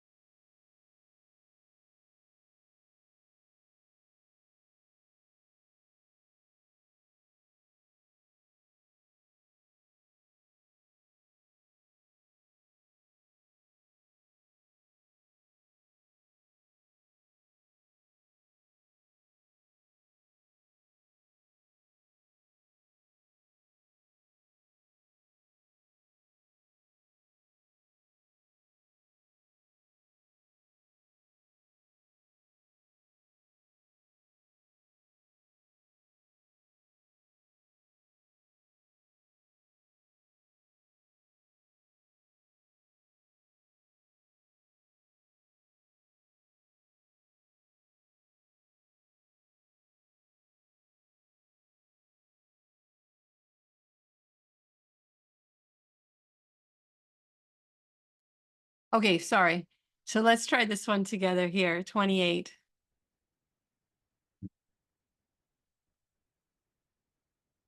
So this is just a list of old exam questions that I have. You guys can take a screenshot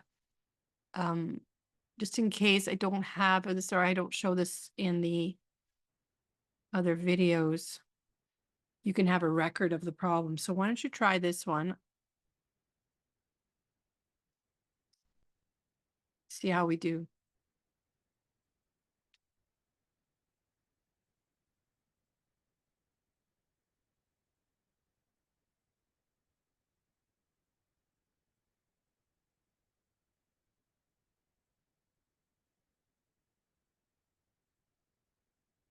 It's a good one.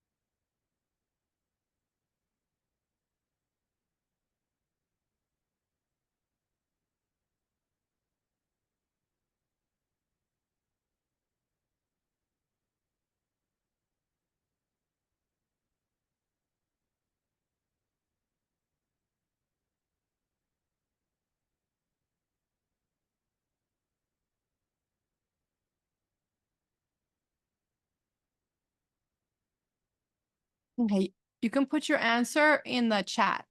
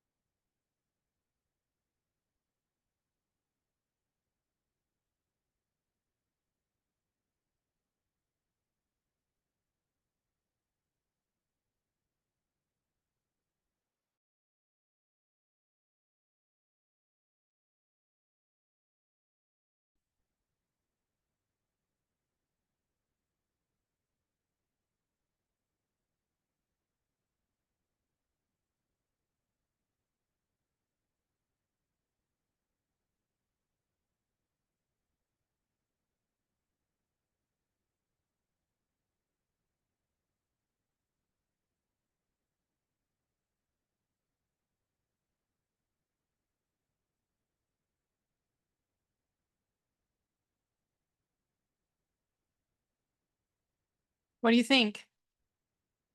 Are you guys stuck? So we have an experiment is to be conducted to determine the effect of temperature on the adhesive strength of a certain type of glue. I have a doubt. Why do we have 6 pieces of metal and 6 pieces of plastic? Like, couldn't we just use 3 and 3, like for each temperature?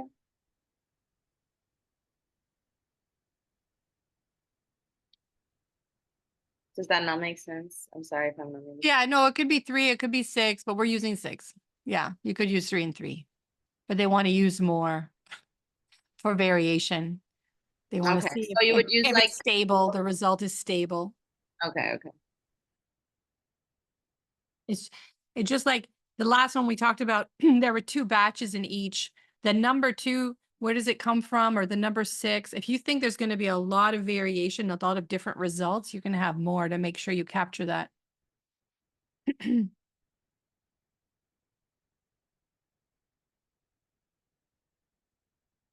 Okay, so I was reading.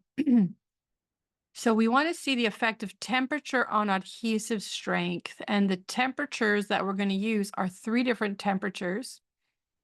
And we're going to put it on 2 different types of material, one metal and one plastic. And they tell you that they're going to do 6 of each. But you have to keep in mind that using temperature is going to be different for the 2 materials. So it's like when we talked about, or I explained about the drug to treat cancer, which would have different effects on women and men. It's similar to that. That's what creates the blocks. Okay, so it naturally will have a different effect on men and women. In this case, you're going to have a different effect on metal and plastic. So we have to study, on the 2 different materials, right? So the temperature is going to have a different effect on the 2 different materials. So we're going to divide metal and plastic into blocks. And it's just a natural divide because it's so different that we just want to study metal separate and plastic separate. What does it mean separate? It means that metal has to get all of the treatments. And plastic has to get all the treatments. That's what a blocking is, right? So in each block, it's like a whole experiment by itself, but you divide it, you separate it out. The groups that are going to behave significantly differently. So I think it's 2 blocks.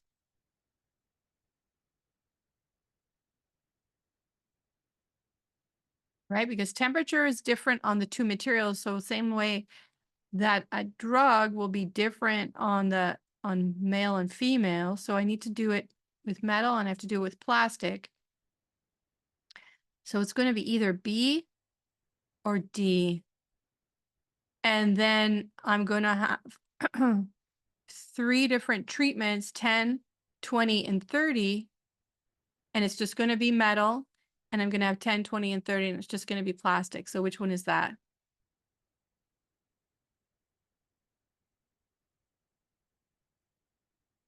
So it looks like, which one is it? You guys did it, D. Most of you did D. That's good. I think it's D. 2 blocks, one consisting of 6 pieces of plastic and the other consisting of, so this is very confusing, right?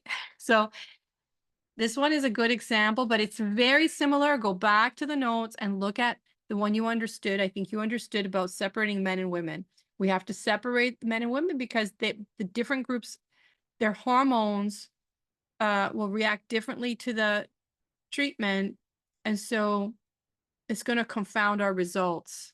So we need to separate them out because if we don't, and then we end up with some men on like 100% men in one treatment group, it's going to be a problem, right? Because we're going to be talking about men characteristics as opposed to the treatment characteristics. And we want to avoid that. We want to make sure we study men exclusively and women exclusively. Okay, so I think it's D. I could be wrong if I misunderstood something here, but most of you got it, and some of you, let me know if that helps, or that makes sense. 28.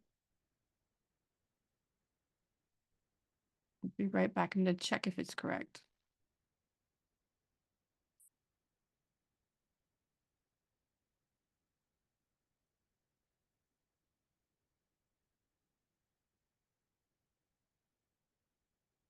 Yeah. You know, I could be wrong. I like to not prepare. I like to be unprepared so that I'm thinking like you are, and I appreciate your interpretation of the problem.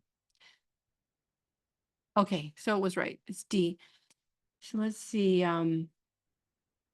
Good. So if you picked E, 3 blocks, 1 for each temperature. Okay, the blocking again happens where they say the effect of temperature expected to differ for the 2 materials.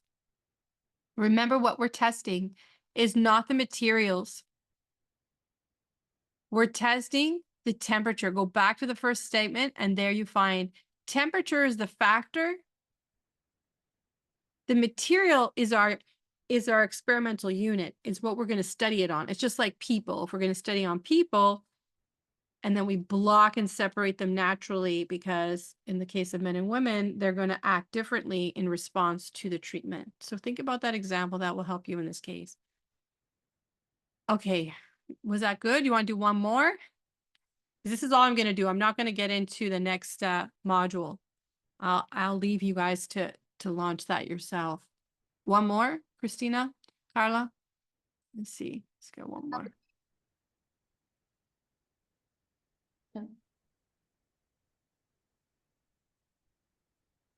Okay, well, let's try this one. 30. You can take a screenshot again. See, you get a reward for showing up. You get extra questions. It's in the videos anyways. Even if you don't show up, you're going to get it. As I'm recording. It just becomes like a lot of things to review. So it's better just to come to class and be together than to have to review this video and the other ones. And they can be repetitive and annoyingly repetitive. Okay, try 30.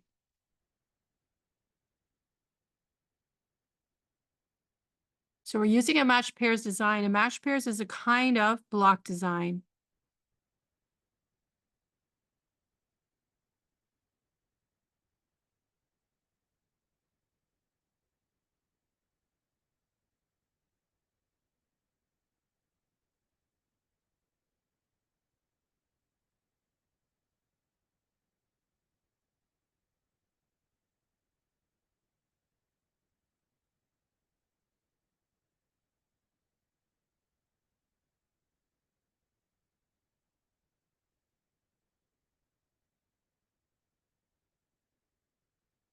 You can put the answer in the chat.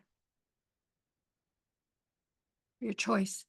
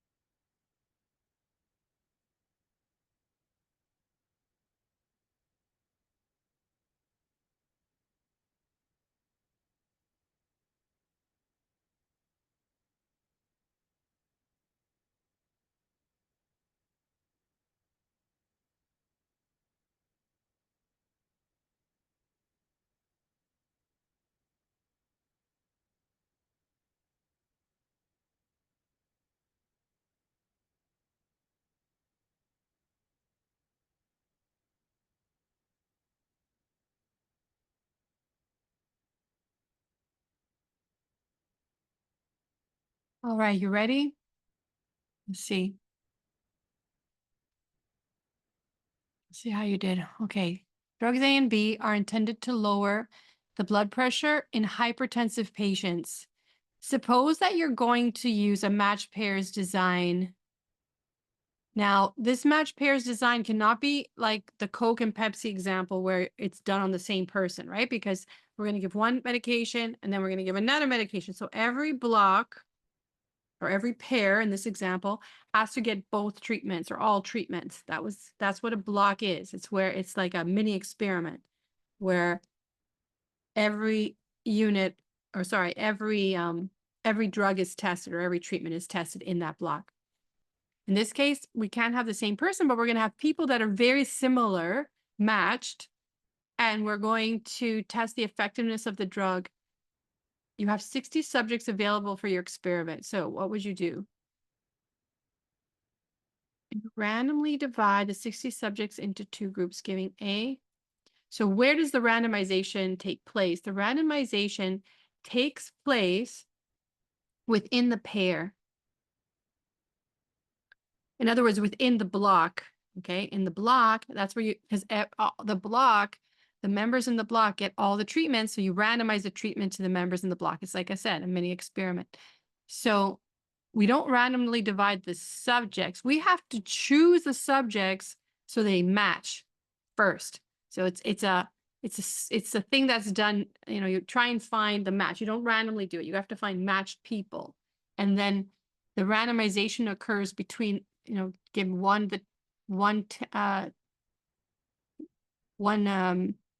medication and the other another medication. The other, you know, drug A and B, maybe, and I'll just use that terminology.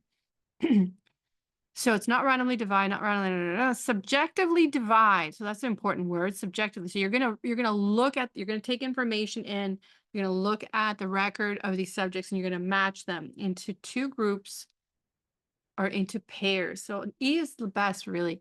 Let me read the whole thing first. Subjectively divide the 60 subjects into 30 pairs according to their characteristics, such as degree of hypertension, making the subjects with a pair as similar as possible. Then you randomize, you flip a coin and you decide who gets A and who gets B. Sorry, guys, nobody got it. All right, so this is the idea. I hope you're getting it. By me talking about it. Yeah, nobody got it. Okay, so what is a matched pair? It's a block. But the block was determined by getting two that are similar, in particular similar in the characteristics that affect hypertension of the person or influence the hypertension. So the answer is E, Inaru. Yeah, it's E. So you have to subjectively divide. So it's like when we divided in the blocks, men and women, we just, you know, men go here, women go there. It's like they just kind of fell into those groups. In our case, we won't be able to see hypertension susceptibility.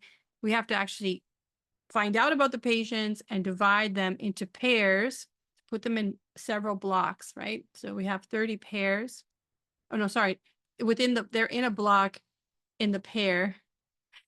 And then then every pair gets both treatments. One gets A, one gets D. So now that I've confused you, I'm sorry, but that's another example. Okay, let's do one more so you feel better. The answer is E. The other ones you guys picked before I continue here, mostly C. Let's see what C says. Randomly divide 30 pairs. Okay, so you understood that you have to get the 30 pairs. But you don't randomly divide them because the pair by definition has to be similar. So you have to find out how you match them and then select 15 of the pairs to receive. So, and then the randomization has to, this is not right at all because you don't select, well, you randomly select in a way. Yeah, you have to randomize, but in the pair, just like in the block, you randomly assign. All right, so let's do one more. So let's see if you guys can get that one right. I have to go to a different test, I think, for that. Let's do another one.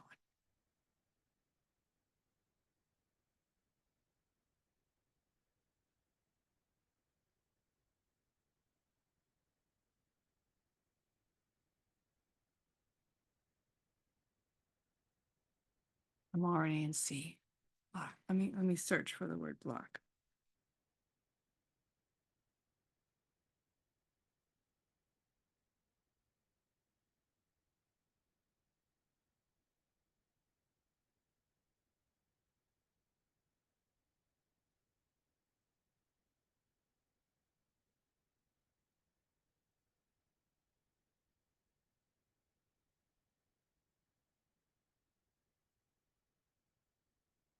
All right.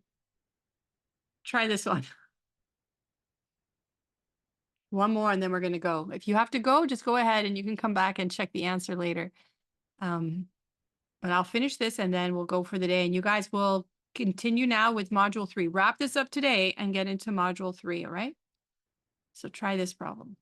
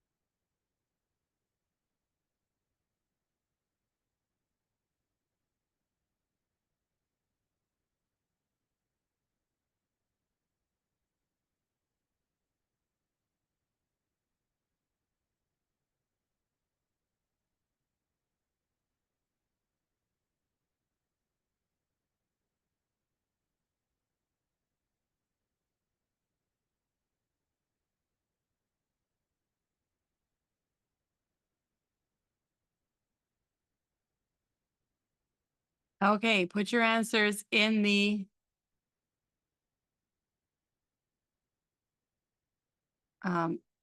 put your answers in the chat. Patricia, which problem 30 are you referring to? Sorry. The one we discussed before Just this now? one? The match pair? Yeah, Okay. I can because I kind of tried to do the diagram, but I think I got it all wrong. okay, I'll draw it and I'll put a screenshot up there Thank on you. the platform. Okay.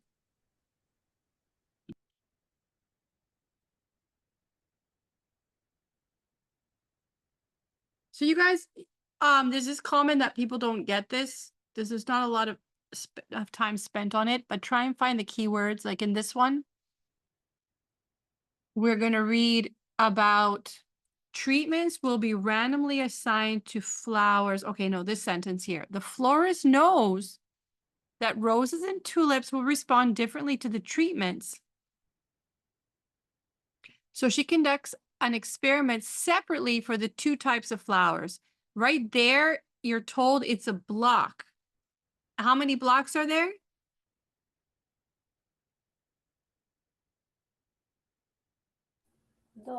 Two blocks. 2 blocks. So there's 2 blocks. So now you're down to just C or D are the answers. So you have 2 blocks because there's 2 types of flowers. Okay, you found that terminology. And then what? So how many factors are there? Don't jump. Read it carefully. How many factors are there? Remember factors. 3. What are factors? Factors The are the 2 light things. and the 3. temperature. Is it 2 or is it 3? 2. Okay. Yeah. So it's 2 factors because we want to explore 2 factors. One is at 2 levels and the other one is at 3 levels, but that's not the factor. Those are the levels. So you need to separate the language. 2 factors, light and temperature, right? So there's 2 factors, 2 blocks. How many treatments? 6. 6 for each block. So 6, right? Because you have 2 times 3 is 6 combinations. So 6. You guys are good. Some of you guys are getting it and good, Carla. Okay, good. So the answer is no, C. 2 factors and 2 blocks. And don't get confused. So take a screenshot to remember these examples. And anyway, you have the video to come back to, but it's unlikely you're going to go through it a second time. But if you need to check back, that's what we talked about. Okay, so the answer is C. But good try, everyone. All right, so if you don't have any other questions, you want to think about that, take a screenshot, write me. You can send me something in the photo. Begin your review of GDS. Module 3, Graphing and Descriptive Statistics. You have, by the end of this week, try and get through the videos at the very least. And do as much as you can like you did this week. Okay, this is now you're going to learn about the calculator, how to use the calculator, and how to actually calculate statistics from data. So the first module or the second module here, we talked about collecting data and we talked about the different kinds of experiments and surveys. And now we're actually going to make calculations. I mean, here we're counting blocks and factors, but we're actually going to make statistics calculations. And so I hope you have a good week.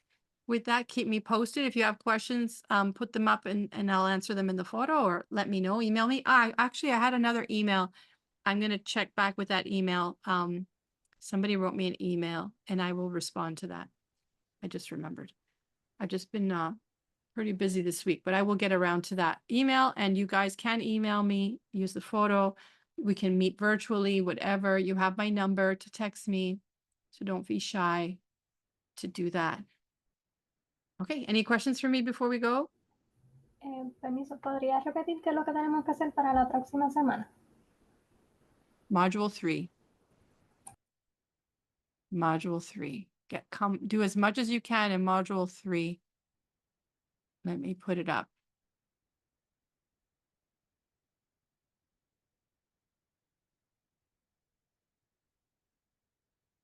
So Module 3 is this one. And you have these notes. There are 2 sets of notes. So in the Spanish, there's this set. This sample problems is a series of exercises with data sets, and I teach you how to analyze the different data sets. Here's the English, and here's the annotated, with the answers on it. These are the 2 videos you're going to watch. And these ones, remember, are page by page by page explanation. If I didn't cover something in the conference or the lecture and you want to go deeper, here are the videos. So do as much as you can. Get as far as you can. Wait a second. Okay, these are required. These ones, if you need them, probably you'll need some. And these are older videos. If you have time or you want to watch other videos, you can. It's not required, okay? Not required. These are all the practice and solutions. So do as much as you can for next week. We'll do the same thing we did today. We will review. We can go page by page. But really, everything is here for you, page by page. So you can work on your own as everything is here. But if you need me, text or email me, or we can have a meeting to avoid any delays in your progress, okay? There's another photo here for you guys to llenar.